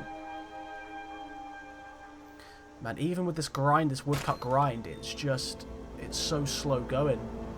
Even with like the increased wood amounts per chop. I'm getting 10 logs per chop. But it's still such a pittance. Is it getting evening? It's getting evening already. We've been cutting wood that long, have we? By the gods. Or is it just clouds rolling through? I think it's just some fog rolling through. Let's get Hod, just in case it is end of shift and he goes home. I don't want to be encumbered all night. Over-encumbered all night. Maybe not. Please. I've got to lead. Never mind. Fender out of this town. Stay away from Here for work. Honest gold. No wonder I left Riverwood. 200. Okay. Till Let's next time. let's take a little break here from the grind. We'll come back to the grind in a bit, but we're gonna go back to our little wood mill for a sec. See what else we can do with the coin we have in our pockets. We have enough to pay our friends, our employees, at least for the next 2 weeks. So let's see what else we can do. Might even hire the guards, and then I might sell some of those gems that I pulled from my land. That might be a good idea, just to get the mill fully operational. Unless, now that the woodcutters are at my mill, or the woodcutters at my mill, maybe we can start selling lumber. And then, I didn't need to do this whole grind. We shall see. I'm just hoping that we can start selling the lumber from our land soon, because that's where the true money's going to be for us. No measly septums per little bit of firewood. No, it's time we become the distributors, the wholesalers. Yeah, so look at all these trees that we can fell. This is lumber waiting to be stripped from the lands. Oh yeah, my neighbour. I forgot my little neighbour here. She's got a nice little farm going. I'll leave her in peace. Alright, that bit of woodcutting has also given us enough time that the employees should be here now. And do I speak to them to get them to start working, or what? I mean, I guess we're going to find out. Well, the fisherman's here. He's perched nicely. Is he going to start fishing? Do I have to talk to him? Yes. Any spare fish I could take? Have some extra gold for your hard work. One day I wish I could do that, but right now I can't be throwing around 100 gold pieces. Relax around the middle of your downtime. Please pack up your things and leave. So I can... All right, then. I can hire and fire them. Roddy, who I want to talk to, is the good sir at the mill. Now, can I begin activating this? Let's see. Oh, I can now. Yes, this is now operational. So I wonder if this gives me money if I cut this. We shall see. But I couldn't even do this before until I hired the lumberjack. I wish I could have just done it myself and didn't have to hire all these people. But oh, look at that. Oh, there's that as well. Right, let's activate this. Maybe there's a letter, because there's normally letters around this place that tell you how things work. So there's got to be a letter that tells us how to sell lumber. Come on, man. Come on, man. There we are. We're the new Hod now. Oh, is he coming up? He can come and see. He sees that we're working. He's starting a shift. Here we go. So our first bit of cut lumber. Add to the pile. There we are. I don't know what that means. Can we use this? You can't load another log right now. Okay. How do we start selling this stuff? Maybe it's on this. Notes on trade. Here we are. Yes, notes on trade. Once I get the space up and running, I'm hoping it will start to attract some traders. Guessing that's what my grandfather built the docks for. Could easily see a few small ships making a stop here. Ah, so we have to get ships to sell the lumber to. That's pretty cool, actually. The bridge over by the standing stones is the perfect route in for travelling merchants to make their way through. You never know what kinds of interesting trinkets they may have to trade, so I can also trade other things as well. Oh, yes. Right, let's talk to our little good friend here. Here for work? I can get him to relax, I can fire him, I can give him extra gold, look tired, take a break. No, okay. So maybe it is by the docks that I have to... do I have to build a bridge, do I, or something? Because it is really important that I start trading soon, and I don't quite know how to do it. I'll go with the standing stones. Okay, let's go over to there and see if there's anything we can do on that little island. Maybe we have to build something first. There's a little hunter's camp there as well. It did say over the standing stones, so I'm guessing it means this. Well, I mean, regardless, I guess it's cool to see what standing stone is over here. I might even have to grab it, see if it's a worthy one. We're actually fast approaching the, is it the Half Moon Mill? The Lady Stone. Let's see here. Stamina. Okay, I mean, we can do that. We haven't got one anyway, so why not? There we are. Oh, there's some slaughterfish there, so we got out of the water just in the nick of time. Hello there, buddy. Oh! Oh, they can swim on land now. What the hell? Cut them down swiftly. Away from me. Yeah, there's the Half Moon Mill. Should we see if we can sell any wood to them today? Since we're already here, we've swum across the whole river. Or the whole lake. We may as well get some coin for it. So yeah, I don't think it has anything to do with those standing stones getting the ships in. I'll have to read that note again. I should have probably picked up the note so I could reread it. But here we are. Sell some woods to our future competition here. This is the grind episode. Hello there. Here for work? Yes. Get an axe and bring me all the wood Brilliant. you can chop. That works for me. Where's the chopping block? What's over there? Oh, your companion is using it. My good sir, would you like me to chop the wood for you instead? I can do that. All the bugs are crawling on the stump. Look at that. Please, good sir, may I use this? Oh my, the guest. Indeed, I'm here to just cut some wood for a bit. This guard will watch my back. Man, I've got to see how these guys get their mill operational. Make yourself at home. I will. Can I please cut some wood, good sir, so I can sell it? Lone travelers can find these woods a little treacherous. I guess he's using it. Oh, can I? If I can nudge him off. But this is what got me into a fight with We've been looking Sven. for someone to join us in a hunt. In a hunt? Oh, have you now? Interesting. Hmm? Okay. Good Well, I'll day. use the block now. I'll do this for a once more. I'll sell a 200 worth of wood, and then I'll go back to my mill, see if I can get it operational.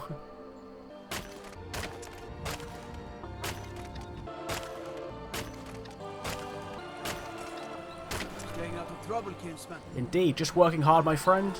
Good old labour. Staying safe, I hope. Indeed, good sir. Thank you for patrolling these lands, keeping me safe as I labour away chopping wood. Right, I had a few ideas for how to get trade going. I could check the ledger and see if there's a option in the ledger to start trade. If not, I can see about hiring some guards, because maybe I need to hire everyone available before trade opens up, because it makes sense that there'll need to be guards to watch over the traders and whatnot, since coin will be flowing. People might want a piece as well, so that makes sense. And if not, then, well, I'll have to see by next episode if I can look up how to start trade on this mod.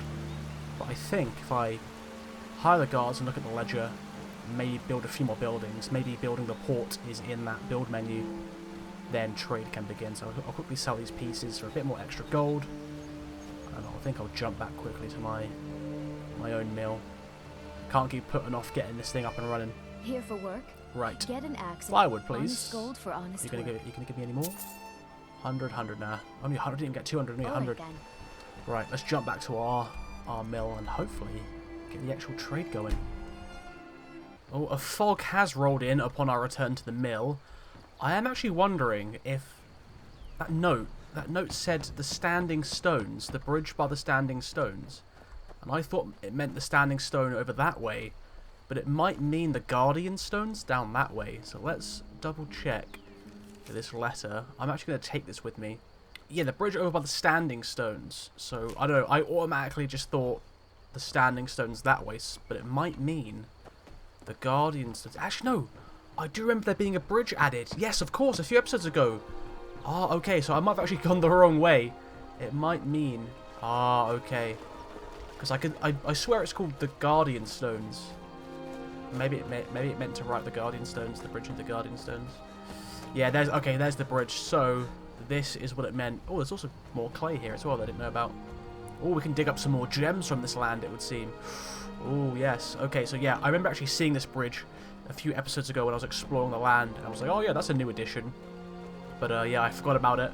So this is the bridge it means. So traders can come from the roads. Okay.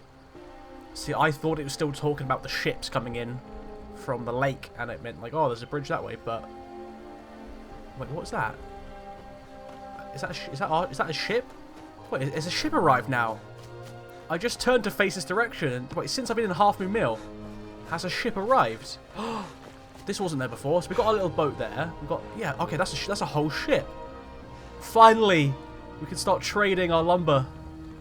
Yes, a trader has arrived to our shores, to our docks. Brother, please, I have so much lumber to sell. Yeah, this is, yeah, okay. This is freaking cool. Okay, okay. Oh, is that some thunder coming in? Look at this. The fog rolling over the waters as the ship arrives to dock. Fine carpets and fine silks. Sacks of food and flagons. Can we go into here? No, we can't go to the hold. Well, I hope the ship captain is nearby somewhere that we can trade with. What's he got in these barrels? Fish barrels. Oh, we can trade with fish as well. Brilliant. Fantastic. Buckets. Where is... Who do we trade with? Where is the fella? Oh, is he over here? Ooh. My friend. Hi. Jorgen. Yeah? What have you got for sale? So we can trade with him directly, so we can sell to him Take stuff. a look. He hasn't got much gold on him. I'm hoping he'd have a bit more gold than 760. I've got a lot of lumber to sell, my good sir. I can also sell to him the gems that I get from this land as well. Okay, so it looks like we have got the mill up and running now. So this ship arriving should signify that we're also earning passive trade earnings from our log. So I think every month or so we earn gold. And that kind of all depends on... It's a bit random on how much lumber is cut and stuff. So, yeah, okay. We're up and operational. I might go check the ledger. Just going to see if the ledger is going to tell us how much we're earning. It might actually take a month or so. Leave ledger, guards, labourers, carpenters. We got everyone. Finances. Okay, so there's still nothing there. If we go into here... These are our payments for our employees, our workers. We've got the guards. We might... Honestly, I think we just have to wait and see. The ship has arrived to our docks, so... Trade is up and running. I can sell to the trader, and passive income should now be earned. Nice. The guards are patrolling. Got the guards now. Millwater guard. Only 2 of them, but I think that's all we need. I think bandits do also attack at random times, but hopefully, because the guards are here, they can just deal with them. What are my labourers doing? Friends, I need you to get back to work. There's still so many hours in the day left. You're just standing. So is the fisherman. What's happened? You've seen something? Oh, I also do need to get the forge up and running, so I might even pop to Falkreath to get some fire salts from the apothecary. Before I do that, I also want to stockpile a bunch of wood to trade for whenever traders do come. Oh, the sun's now coming. The fogs have moved on. Look at this. The vibrance. Oh my word. Hopefully bandits don't come pouring down from the mountains now that they've seen our epic lands here. Man, this is probably the best one in Skyrim, you know. Look at this. Half Moon's just over that way. We can go trade with them as well. Right, do you know what? Now that the day's pleasant, I might continue my work grind. I might fell logs aplenty and start cutting wood so I have a stockpile. Imagine getting a stockpile of just thousands and thousands of firewood ready to sell at a drop of the hat. I could put it in these sacks, you know. That could be a good idea. Somewhere to store it. Oh, too bad this isn't like an inventory where I can pop in, cut logs. I could always place a little cache down here and put logs in it as my little stockpile.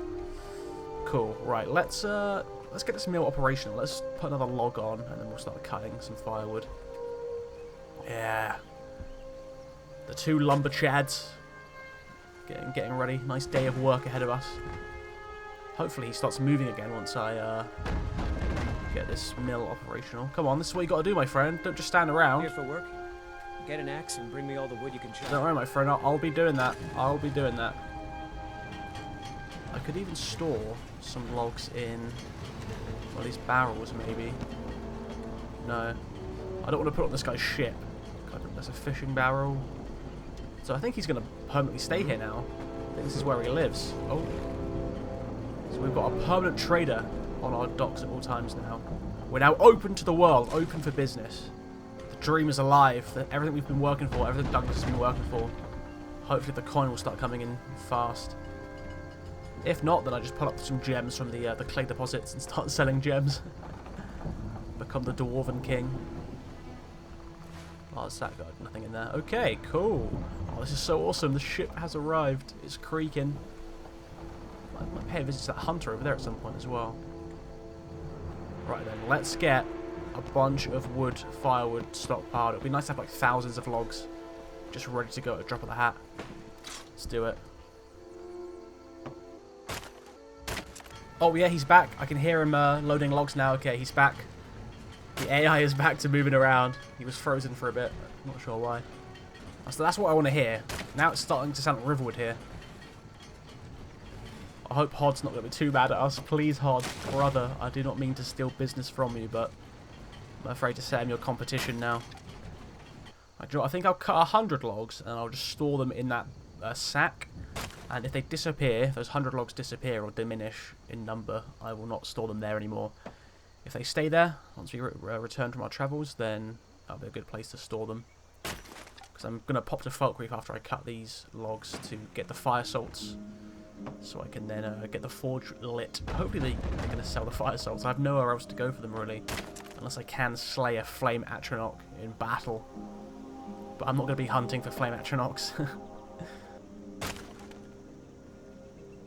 So I believe from now on, the mill is kind of self-sufficient, self-operational. We don't really need to be here to do any more building or anything. Our workers can take it over. I mean, this guy here, Boric, is pretty much in charge of the mill day-to-day operations now. I merely own it. Maybe it's time for us to find a new project. Build a nice cabin somewhere in Falkreath in the woods. To be our little holiday retirement home maybe one day. Somewhere peaceful. I wonder if the trader's still up and about, sitting on the docks there. Is he just? No, he's not. Oh, his boat it has gone. Okay, so it doesn't stay forever. Once he's here, we need to kind of use him. I wonder if he will return in the morning. Hopefully he comes every morning, or maybe it's only. Oh, you know, it might even be like once every few weeks. That would be a real shame, because then we didn't actually trade with him at all while he was here. That would suck. Right, let's go sleep in our new beds that the carpenters have been building. Let's see, can lock. Oh, actually, I should use all the fire I cut to light these fires. Can we get the? Oh, these are lit. The candles are here and lit. Change style. What's that? Oh my. Oh, like bard, enchanter, drinker, Nord. I don't know. Scrolls and potions, books. Okay, yeah, so that's all the stuff. Oh, I didn't know you could do that. That's awesome. I like that one. Let's do that one for now. The scales. The trade will be flowing. Actually, pull bar. Oh, it closes that. Okay, that's cool. It is raining. That does need to be closed, to be fair. Weapon rack. It is a bit dark in here. Let's get these lit. Come on. Let's get these horns lit. These goat horns. The carpenters have been hard at work. They've done a fantastic job. I don't really want to fire them now. I can just keep them on, even though there's no more work for them. Can I close this window? Oh, this is actually a window for once. The first ever player home that I've had that has a glass window in Skyrim. There we are. It's finally been done. By the gods, it's been done. What's this? Pull bar. Oh, there are more shutters. Okay, more shutters. That's cozy. Keeping the rain out. Yeah, keeping the winds and the rain out. Let's lock the door. Once I get the firewood, I like that. 3 firewood. Well, that's what it requires. Do you know what? I want to be cozy. I'm going to go get that firewood. Do you know what? Let's just cut some down here. Why not? Just one little... Or 10. 10 in one chop. Then we'll get that fire lit. We'll be nice and cozy. I think we've earned it. I think we've earned the coziness. That's all we need. Brilliant. Brilliant, brilliant, brilliant. Let's light that. I wish we could just do that with the forge, but for some reason we need the freaking salts. Let's sleep until morning and see if the trader has come back. Borik over there lifting logs, the giant of a man. Look at him, that is pure strength right there. And speaking of Borik, actually, Douglas has a little bit of an update regarding the mill, and it involves handing off ownership to Borik. My friends, Douglas has come to the realization that he is but a humble woodcutter, and his job is a simple one. He swings his axe, he splits logs.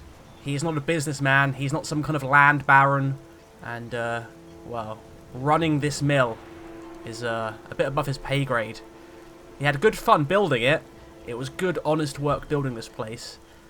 But in terms of running it, that's a different beast entirely. That is indeed where Borik comes in. For you see, Borik has connections in Falkreath, the place where we hired him. Obviously, that's a big wood-cutting town, a big lumber town.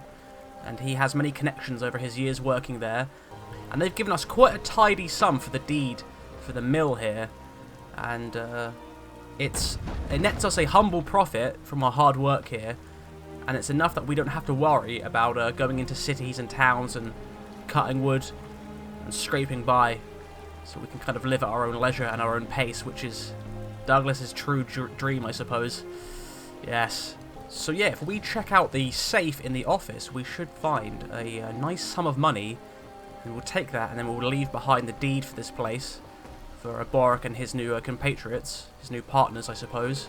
And hopefully, our hard work here will pay off, and this mill will continue to produce and become a vital part of the community and economy here. It would be a shame to say farewell, but this is too much for Douglas. He's a simple man indeed.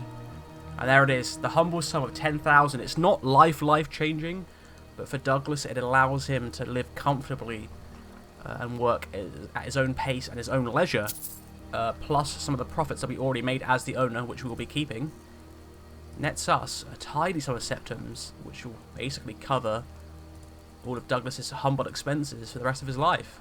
So if we come here, we go to the deed, Millwater Retreat deed. We store that, and we depart these lands. We depart this place. This is no longer our worry anymore. Not gonna lie, I'm kind of glad to put this behind me.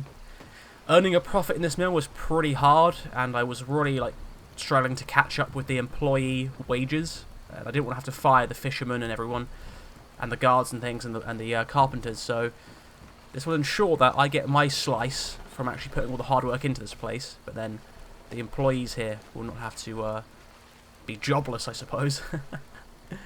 And our new home. Well, I should say our old home, because we're going to see Douglas's original home before he came to Riverwood looking for work. Now that he doesn't need work, he's no longer cash poor, he can return to his true home. And that's just outside Rorikstead, so I think we'll take the road and go on a little adventure around Lake Ilanalta here in the rain. And take a leisurely stroll to Rorikstead, or just outside Rorikstead. So I think we're going to follow this road along the way to Half Moon Mill, where the vampire mill workers were, and then we'll go through there, cut across the road, across the plains of Whiterun to Rorikstead. So let's take a little dip here for a sec. Hello, travellers on the road. Alright, let's give Millwater one last look before we go, before we bid farewell to our hard work. We built this with our own hands. This is the probably the greatest mill in Skyrim, actually. I don't know many bigger than this. But I mean, even a small town like Riverwood was just too much for Douglas. He's essentially a hermit as well as a woodsman, the woodsman hermit. And I can't wait to show you guys Douglas's humble abode indeed. You're going to see it's just outside Rorikstead, and it will allow us to chop wood to our heart's content. And I'm sure, because we're so close to Rorikstead, we can sell our firewood there if we ever do need the coin. There's a mercenary there. Let's leave that guy in peace. Right, if we just follow the lake here, we should arrive at the Half Moon Mill. Be gone, wolf. Be gone, beast. Don't make me do it. Don't make me do it. Oh man, I should let you fight the crabs. I should let you fight the mud crabs. I mean, we could stop by Half Moon Mill for one last little shift of work, I suppose. Well, it's nice to know that these guys are no longer my competitors. I don't have to worry about the shady dealings. That's another thing about running a business, is I don't like the kind of cutthroat nature of competition. What did you see? You went You went hostile mode there for a second. Here for work? Get an axe and bring For me once, all the for wood once you can I'm not. chop. For once I'm not here for work. Nor do I need it. Yeah, I say we pass on through. Leave these guys in peace. We do not need the money. I've got like 11k. I don't need to work for 1 Septimer log. No siree. Oh yes, a nice stroll through the woods for Douglas's retirement. I couldn't think of anything more fitting. We'll keep to the road, for we have to cut down this way. We've still got quite a walk ahead of us. At least the rain has ceased now. Thank the gods. Oh, look, little guards outpost here. They've got a tent there. Wait, is that just 2 guards to 1 tent? No, there's only one better there. They got some snacks on the grill, on the plancha. Look at that. Some salmon, some chicken breast. A pot of stew. Oh yeah, these guys are eating well tonight. Out here on the outpost of the plains. And only 2 guards. Wow, okay. On vigil. Well, thank you for keeping these lands secure. Right, there are normally saber cats around here, so we should be careful. I'm handy with my woodcutter's axe, but not against saber cats. Oh, the militia are out on the hunt. They're killing a wolf. Oh yeah, no problem for them. Okay, this place is pretty safe. The militia are out. That's always comforting. Yes? Makes travelling these roads a lot safer. Oh, there's a mysterious gentleman over there. I'm going to leave him in peace. We should hopefully see Rorikstead as we crest this hill here. Oh, there it is. Well, partial Rorikstead. It's not fully rendered in, it seems. Oh, now it is. Oh, that's not Rorikstead, is it? That's the ghost farm. Oh no, okay, that's Rorikstead over there. It's just not fully rendered in. Okay, so our humble abode should be just over here, which makes it fairly close to Rorikstead. That's just what Douglas needs. Somewhere out the way, but close enough to like a small bit of civilization for a few creature comforts from time to time, like the odd flagon of ale and warm meal, and a guard running in place. Are you okay, good sir? Are you a courier? Who are you? Yeah, he's a Stormcloak courier. On your way, friend. There's just a casual ghost over there, chilling. Oh, did I hear something? Oh yes, okay, so it is near the Giants' camp, which, yes, we are now neighbours to giants. The only creatures in the land taller than Douglas. But as long as we stay out their way, they stay out our way, they're actually going to provide us a nice bit of protection, as most ne'er-do-wells are not going to want to tussle with giants. So we can kind of use them as protectors of sorts. But if I come around here, I think I've placed my marker exactly where Douglas's home is. Here it is. We're seeing a little peek of it here. Let's come round. My friends, I want you to get ready for the coziest player home known to mankind. And also perfect for a woodcutter. Oh, the birds are flapping through the trees. Okay, look at this. Look at this. Got some thistle, some snowberries. I hope Douglas can get used to the white noise of a waterfall. I'm sure he can. We did camp by a river in Riverwood, to be fair, so this will just be white noise. It's tucked away as well, so no one's going to stumble upon this. Or at least not many will. It's out in the wilderness, it's near giants, we're safe away from everyone. This is the true hermitage moment. And here we are, look at this. Look at this place. It's just a hole in the ground, but it's a cozy hole in the ground. Ah, yes. So this is where Douglas lived before the start of episode 1.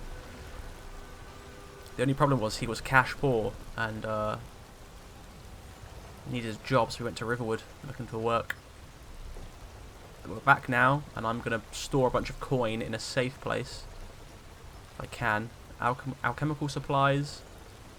Kitchen. We can store food in there. And there's a wood pile, so we can store some logs. Because of course we're going to continue to woodcut, of course. Grain mill. And here's our very own lumber pile. Who are we producing this lumber for? I do not know. Maybe we'll just say it's for our own warmth. Or actually, do you know what? I'm going to say, actually, that Douglas does indeed have a somewhat symbiotic relationship with the giants. I provide them lumber for their pyre, their ever-burning pyre that you see over there. And in return, they provide me with protection, and they leave me alone. and we live in harmony. Do you know what? That's a good reason as to why I'm still cutting logs and lumber. I'm giving gifts, or payment, if you will, to the giants. As you can see, that great pyre there requires a lot of fuel to keep burning. Do you know what? That's a really awesome way to kind of explain why I'm so close to the giants, and as to why I still need to cut lumber. Yes. Okay, brilliant. Fantastic. That's awesome. Let's go cut that lumber then, get ready for the giants. Another cool thing about this player home is there is no inside cell. Yeah, it's pretty cool. There's not many player homes that do that. Right, let's start the sawmill, shall we? There we are. Oh, is it going? Is it going to go? Perhaps it's been left in disrepair since we left. Doesn't seem to be working. I wonder if there's some kind of mechanism that we need to hit in order for it to work. Oh well, I'm sure we'll figure that out.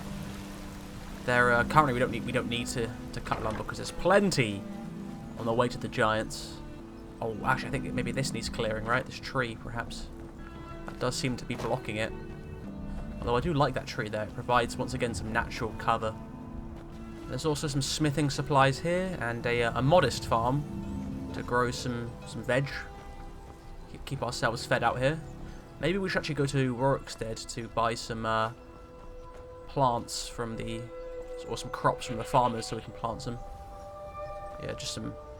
Here's our woodcutter's chopping block, so we can cut some more wood. Got some chickens.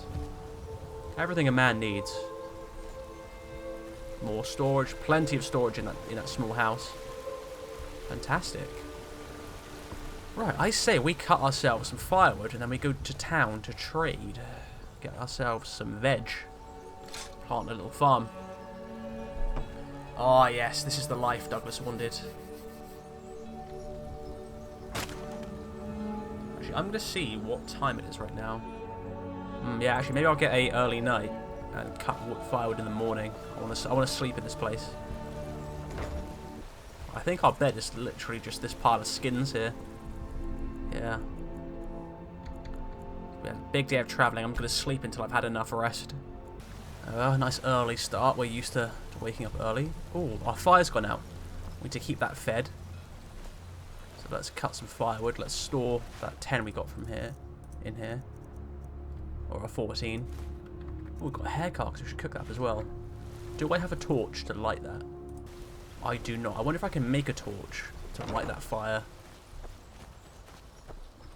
Do you use the smithing animal to make a torch? You do indeed. We need firewood and a linen wrap. Oh no, where are we going to get linen wrap from? Oh, look at this. The sun's coming through the garden. Yes! Ah, oh, beautiful. The giants keeping visual, keeping watch. Ah, oh, okay. This is what we wanted to see. Let's get a nice view of this. This is what we wanted to see. Beautiful. Look at this. This actually might be current favourite player home. Now we've even got like fresh water to our heart's content. Everything we need. Oh, take. Oh, we can't do that. Oh, there's a tanning rack there. I wonder if we can make linen there. Linen is quite hard to get, I believe, without mods. Yeah, you can't actually make linen. I might have to use the flames to quickly get that fire lit. As I want my cozy fire. That stew needs a cooking. Let's see if I can create a torch. Yeah, it all still needs linen wrap. Oh no, we can make linen wrap here. There we are. Common clothes. Oh no, that's my clothes. I can't. I can tear my clothes, but I need to wear those. I mean, we don't need a fire right now. The day is very pleasant, I suppose. Upon night, though, we will indeed need a fire. I'm going to see how close I can get to the giants without them being hostile. It'd be really nice if I could wander their camp free, become a true giant's friend. That'd be awesome.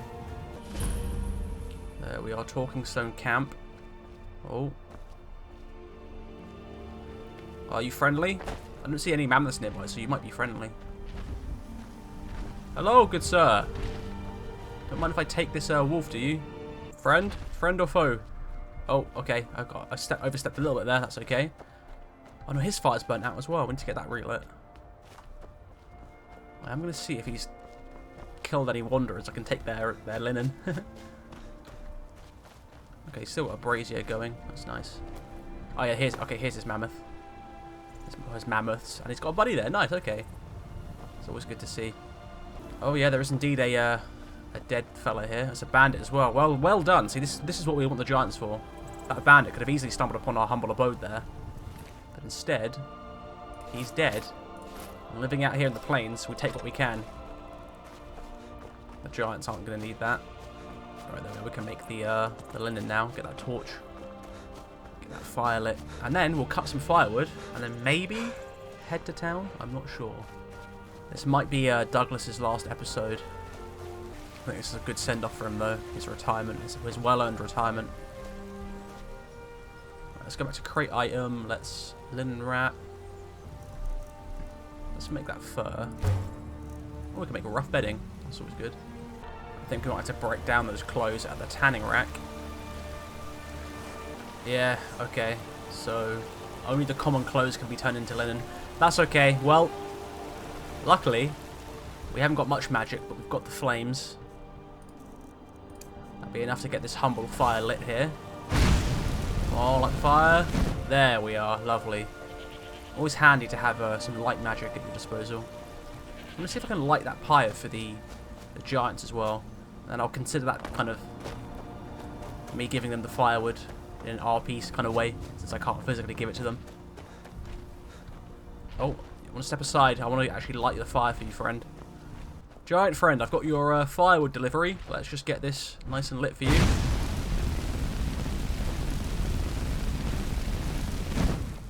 Okay, yeah, my flames can light a humble campfire, but they can't light a giant's pyre. That's okay. I'm sure the giants can light it themselves. Alright, there's not much left for Douglas now, other than to, of course, cut wood. So, let's do that. Let's get a nice amount of stored firewood. Oh, goat friend, yay! We have a goat. There we are. Let's do it, friends. Let's do it.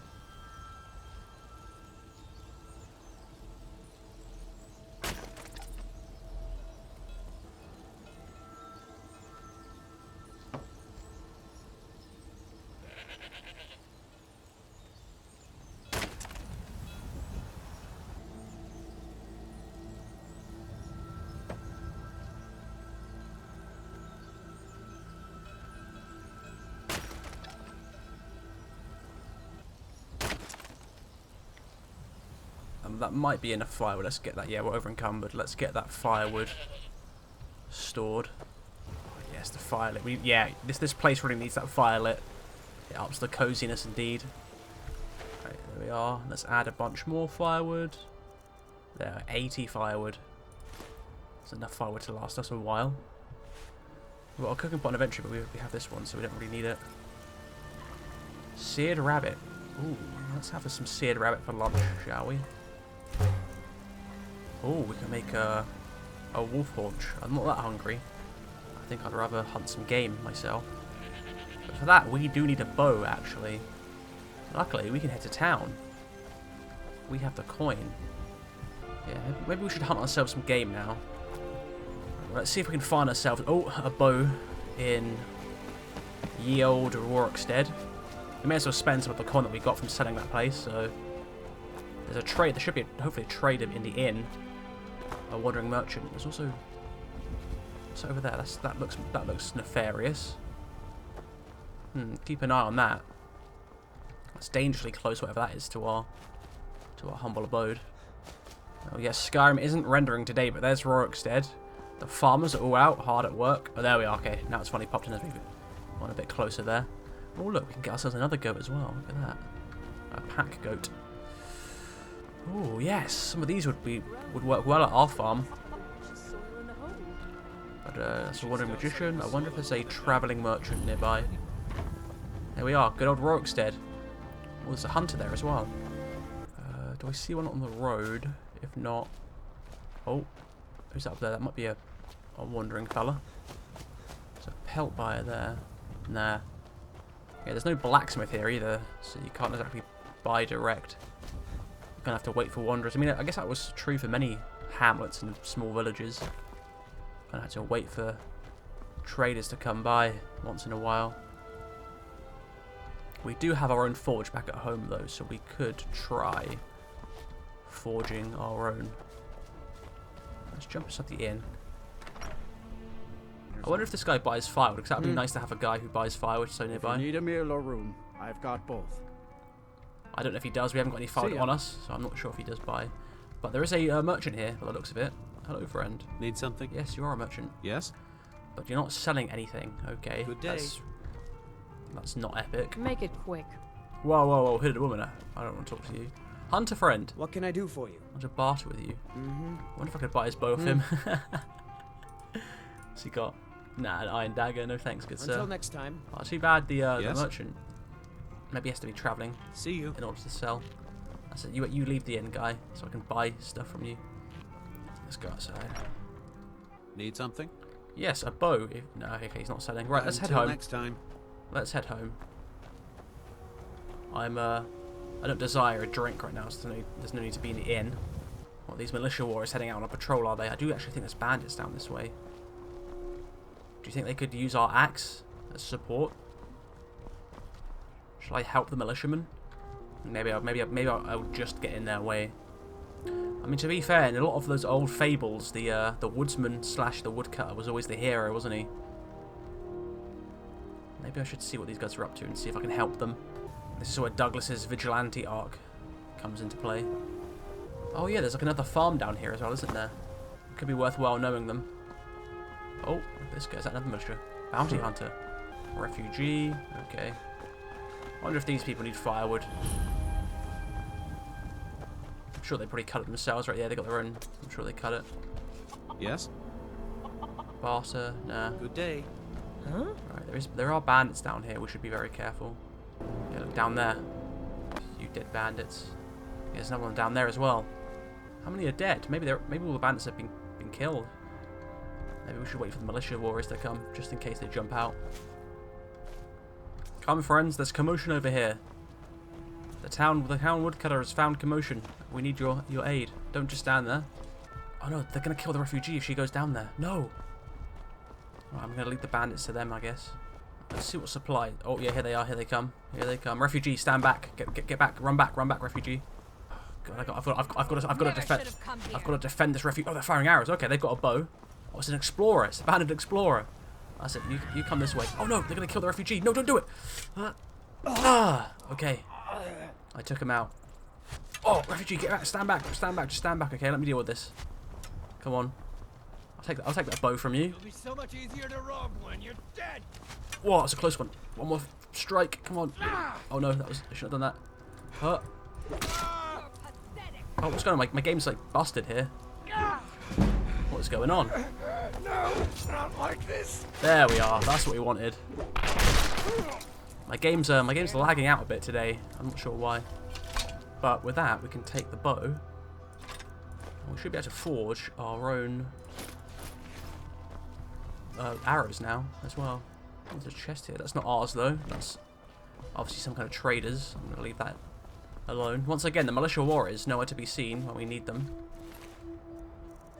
This guy has plenty of arrows though. He has a hunting bow. That's even better. We want the hunting bow. Refugee. Yeah, I'm glad you're safe. I had to step in there. I couldn't have the refugee dying. That would not have sat well with me. I'm heading home now because this is getting into the reach, and I do not want to step into the reach. I can deal with a few odd bandits here and there, but I ain't dealing with Reachman and Forsworn. No sorry. Right, my friends, it's looking like we're coming to the end of Douglas's story here. There's not much left for him to do. This is life as a woodcutter, but I'm a woodcutter. And I'm not doing too much woodcutting these days. There's only so many kind of eps I can squeeze out of such a humble role.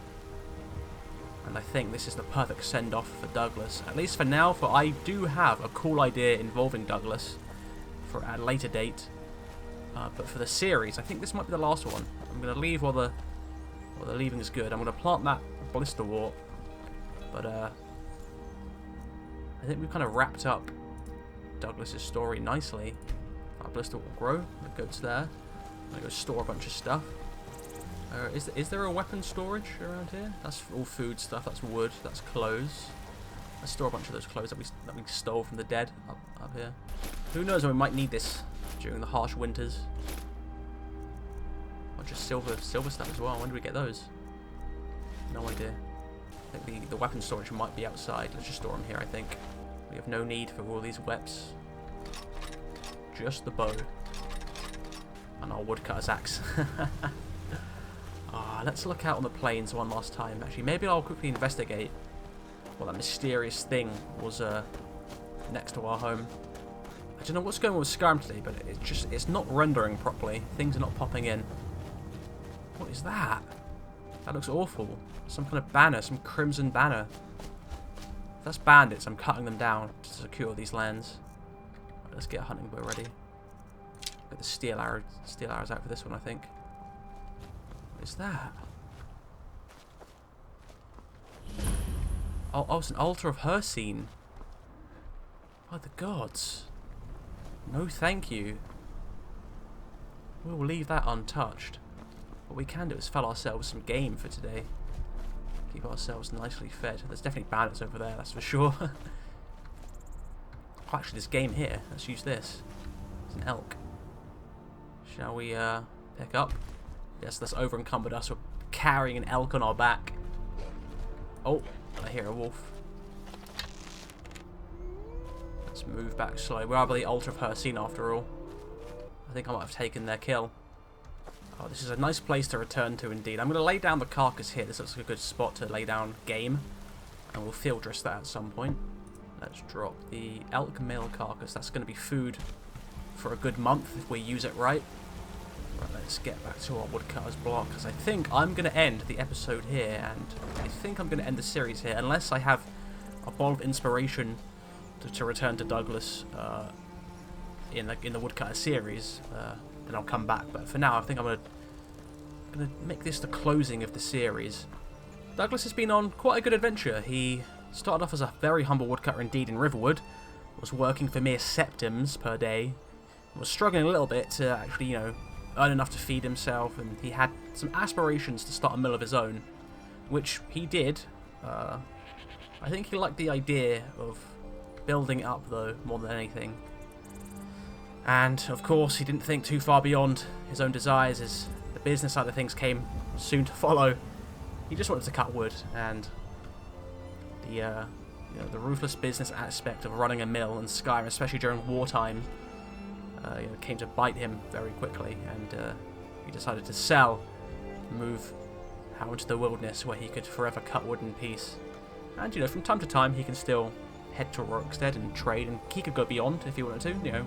Whiterun's only down the road, maybe a day's walk, so, you know, he's not totally isolated. But I think this much more fits Douglas than running a huge like mill business / like empire. So I wanted to make sure I closed it out with Douglas living humbly just as he begun. So I think before we do end it, or as a send-off, we'll cut some wood, and that'll be it. My friends, I thank you for watching this series. I didn't expect life as a woodcutter or a woodcutter character to be as popular as it was, but I think episode 1 is one of my more viewed videos. So thanks to all those who watched, thanks to all those who commented and asked for more. I think this is a good place to end it. It's a good clean place for Douglas to settle down. We have our pet goat here. Right, without further ado, I think we should end it how we began it, at the ye old wood chopping block.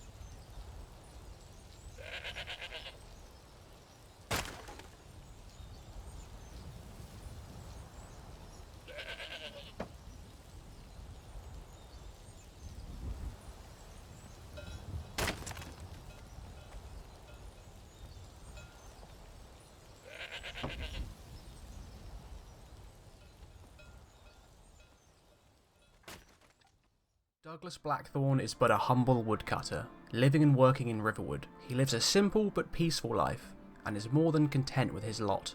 However, he grows troubled as of late. He's heard no news from his regular customers in Helgen, and has decided to take a small trip to check in on them. Little would he know that these first steps would lead him to the very fate of Skyrim. It was time Douglas left his humble town and set out in the wider world. It was nice for about 10 seconds. I was enjoying the scenery, a nice little walk by the river, and then I was interrupted by a pack of wolves, from which I caught Rockjoint and a pretty nasty case of Rockjoint. This would cause much pain for Douglas later, but this would also serve as the first of many tests for Douglas's trusty wood axe. The alpha wolf tried its luck, but it was woefully unaware that it was dealing with a Sigma like Douglas. I thought I'd quickly nab the warrior stone, as we would be running a two-handed wood axe for the whole playthrough, and I continued on my way. Black smoke was rising from Helgen, and as I approached, a dragon emerged, but not to worry, I watched it fly away and it popped out of existence. Skyrim's dragon crisis had fixed itself before it could even start. Inside, Douglas found a corpse resembling his favourite snack, a piece of beef jerky, and before it crumbled to ash, he found its journal. The journal told the story of the dragon attack and how Hadvar and Ralof had escaped to the keep. These two could very well be the only survivors, and Ralof was Hod's brother-in-law, who is Douglas's boss, so this could be in Douglas's best interest to go help him out. So Douglas took to the caves below the keep and found blood trails almost immediately, and following them led to both Ralof and Hadvar writhing in pain on the ground. They needed hell potions fast. I quickly found two and returned with haste. I thought I could save both of them, so I grabbed 2 potions. As I gave Ralof his, a chunk of cave came crashing down. It killed Hadvar instantly. Douglas had tried, but alas, he was gone. So I left with Ralof and returned to Riverwood. I'd been gone for like 20 minutes and I'd already found someone trying to squeeze in on my job. Douglas managed to scare him off with his superior muscle striations. He then chopped wood in only a loincloth to assert dominance.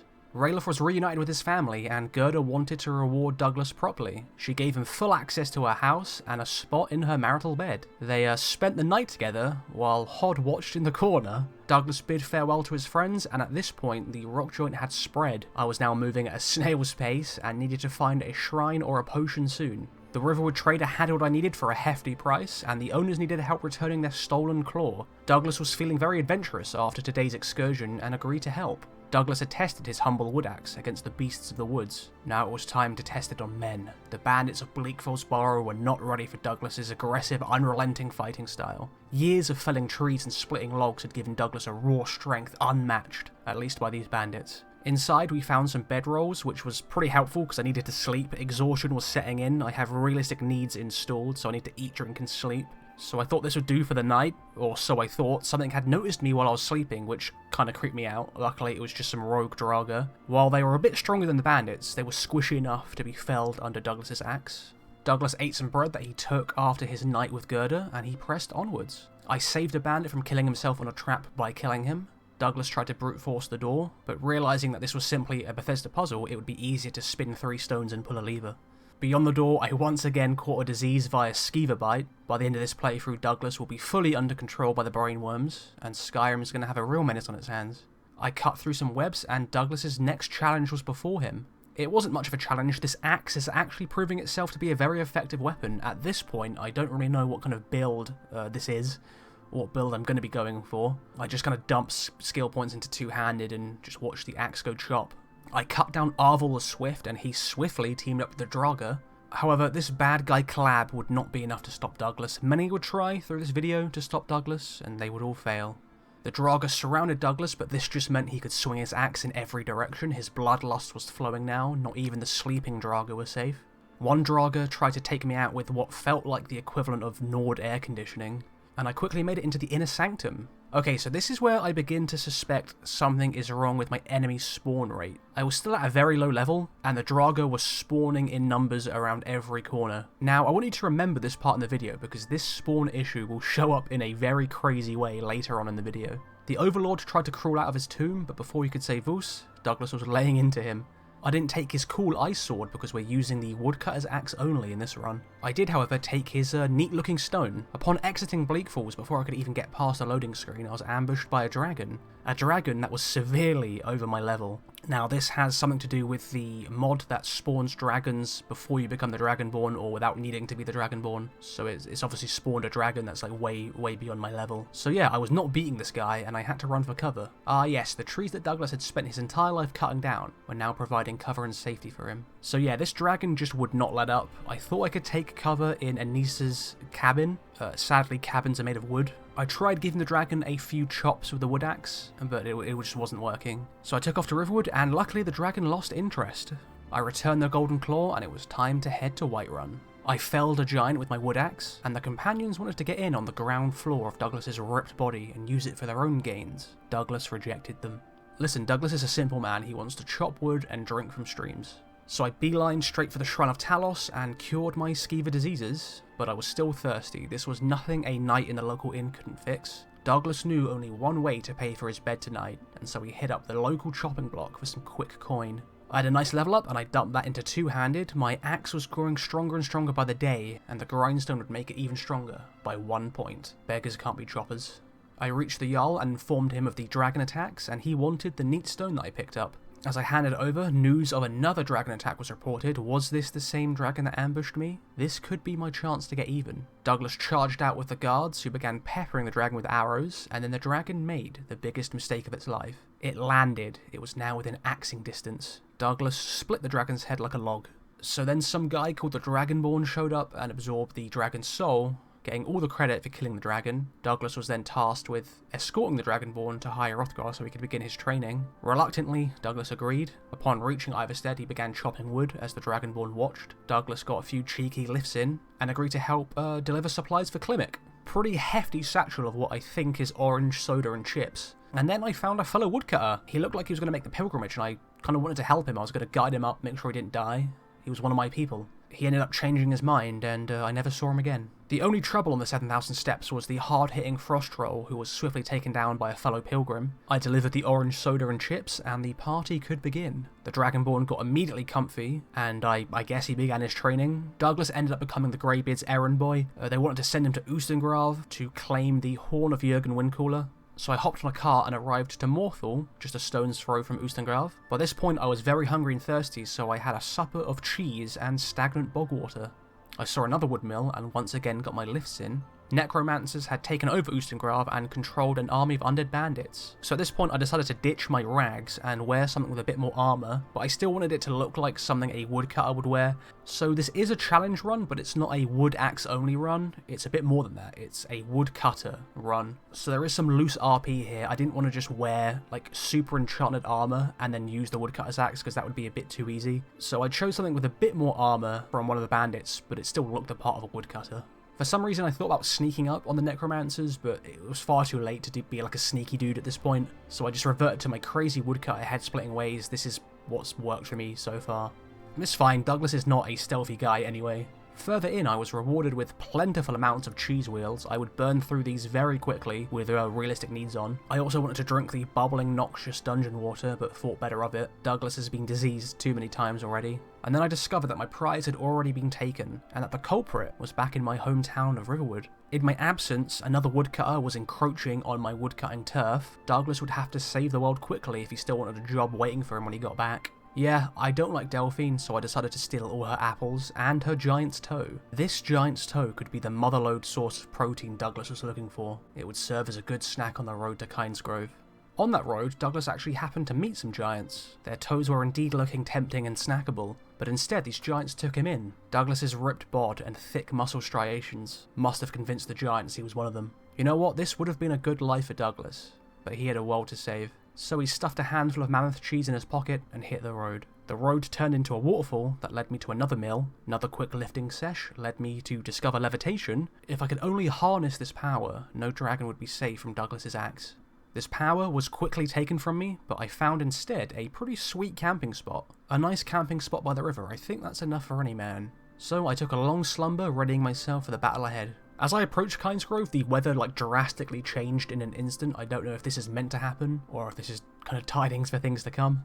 Alduin raised another dragon and I began playing Whack-A-Tail. The dragon got to experience life again for about 10 seconds before I snatched it away. And for my reward, Delphine sent me to an all-expenses-paid axe conference in Solitude with live demonstrations of the new line of Skyrim axes. This was all to butter me up for my next mission, infiltrating the Thalma embassy. I snuck in my trusty axe and a human skull I picked up somewhere along the way. Those were Douglas's only personal items, and I would regret this later very much.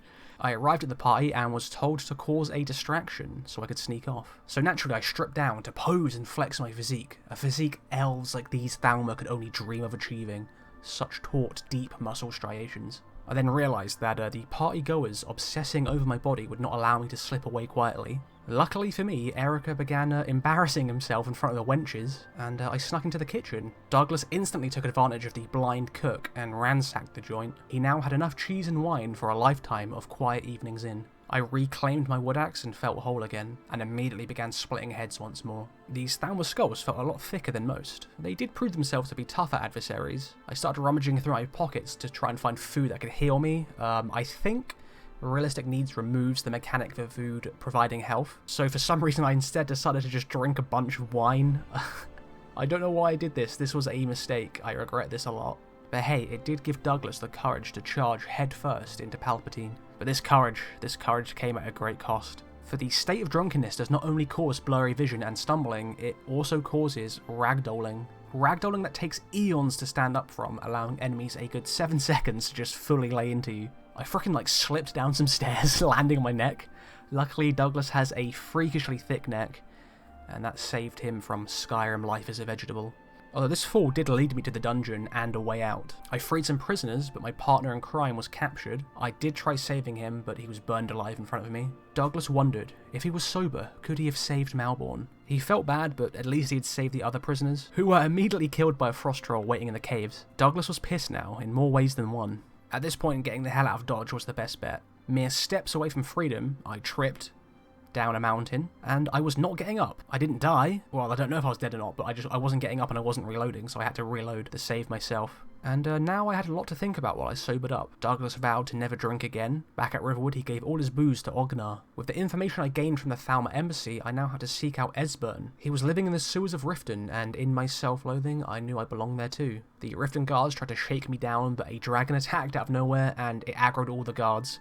The main gate remained locked, and the guards were fully aggroed, they weren't coming back. I found another entrance through the meadery, and then I met Brynjolf. He had the information I needed, but to him, information was a commodity, and I had to do a job for him in return. I've played Skyrim before, so I thought I could just find Esbern on my own. I knew where he was. What I didn't know is that he doesn't actually spawn until you do the job for Brynjolf. I found out that Bethesda put me in this game, and then I returned to Brynjolf. He wanted me to frame his competition. This was not Douglas's way. Douglas was a straight-up man. This rat behaviour was below him. Like a rat, I entered the sewers, and I found Esbern finally. He kept opening and closing his sliding window. It was pretty funny. Eventually, he let me in, and his little place here was actually kind of cozy for sewer digs. But it turns out Esbern wanted more. He wanted a bigger place, somewhere to fully stretch out, and so to Skyhaven Temple we went. The Forsworn were guarding the entrance, and I got to watch them slap down a dragon. This was actually a pretty cool fight. I got to watch them launch magic and arrows at the dragon, and this was the first time I think I've seen a dragon actually do the sliding thing where it crashes, and then it flung off the mountain into the river. So yeah, safe to say I didn't want to mess with these guys, they were pretty powerful, so I snuck into the temple. So yeah, I didn't realise our new base was going to be the Palazzo Bruschi. What was Esbern getting me into? He tried to give me the full house tour, but not wanting to resurrect Italian-style fascism, I left. It was evident that the Dragonborn had become pretty comfortable at High Hrothgar. He was now wearing only a loincloth, and refused to get dressed. Safe to say, we could no longer rely on him for help, and so the Greybeards decided to teach me the ancient power of Old Man Yells at Cloud, and I reached Parthenax. He told me that we could use an Elder Scroll to find out Alduin's darkest secrets, and then use them to wind him up later on. Septimus pointed me in the right direction. Sadly, that direction was Alftand. Yep, I knew the hell that awaited me.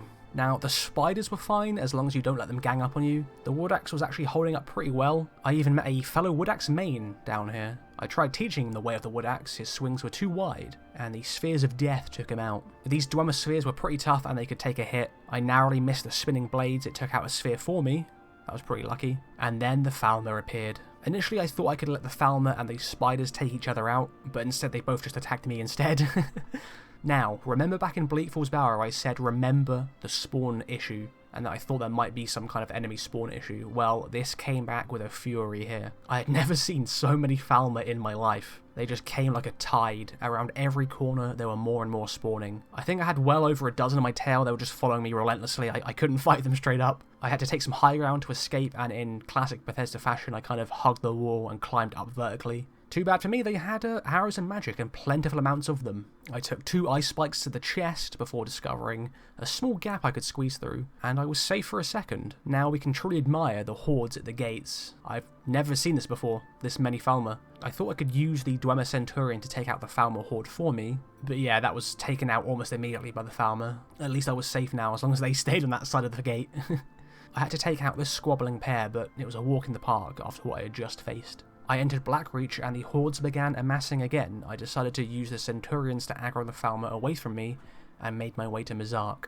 I pressed 4 buttons and managed to obtain the Elder Scroll 5 Skyrim. I brought it back to Parthenax and Alduin heard us talking shit. So this boss fight is actually harder than the final boss fight, especially when you're doing a challenge run that limits you. So I had to hide behind a rock and yell at Alduin through a gap. I did some hit and run tactics with my axe, he took the beating and flew away. Now we had to find out where he was hiding. To do this we would need to capture one of Alduin's lieutenants. But before we could do that we would need a whole armistice between the Stormcloaks and the Imperials. And once again the errand boy Douglas was sent to broker peace. The Dragonborn briefly attended the brief talks, once again in his loincloth, refusing to get dressed. He quickly concluded that politics were not for him. A shaky agreement was made between the Imperials and the Stormcloaks, and it was now time to capture the dragon. We lost a Whiterun guard, but the trap did work. Oldaving instantly became Alduin's biggest hater, and he agreed to dox him for me. I now had Alduin's address, and it was Skuldufn. Skuldufn was littered with Draugr and dragons. I could cut down the Draugr easily enough, but combined with the dragons it was a bit too much. So I did have to use some kind of cheese tactics here. I did a bit of retreating back inside to recover health, and then I would return to kind of whittle down the health. This worked perfectly. Like I said, it's a bit cheesy, but it works. And that allowed me to take down the Dragon Priest one-on-one. Douglas, he had started out as a humble woodcutter and made it all the way to Sovngarde, all with using only his trusty wood axe. In Sovngarde, Douglas met the only man that could ever mog him. After a very brief throwdown between the two, they decided to start posing together. I think the heroes of Sovngarde were very much inspired by such a display. They came pouring out to help take out Alduin. So remember when I said that the first boss fight with Alduin was much harder? Well, with the heroes by my side, this isn't much of a boss fight. I think at this point Douglas had truly become one with his wood axe. Little did he know that all those years of wood chopping would forge him into a warrior capable of smiting a dragon deity. Soon sent Douglas back, I think out of fear of competition. The surviving dragons gave praise to Douglas, and then he was informed that the useless Dragonborn would be given credit for all his actions. But you know what? Douglas was okay with this. All he ever really wanted was just to return home to Riverwood. This humble woodcutter had beaten Skyrim. Well, that marks the end for Douglas's adventures. That was also the first Skyrim challenge run that I've ever done, so feel free to let me know in the comments below how I did. And if you did enjoy the video and want to see more, then feel free to subscribe. As always, my friends, your viewership is appreciated, and I'll see you in the next video. Goodbye for now.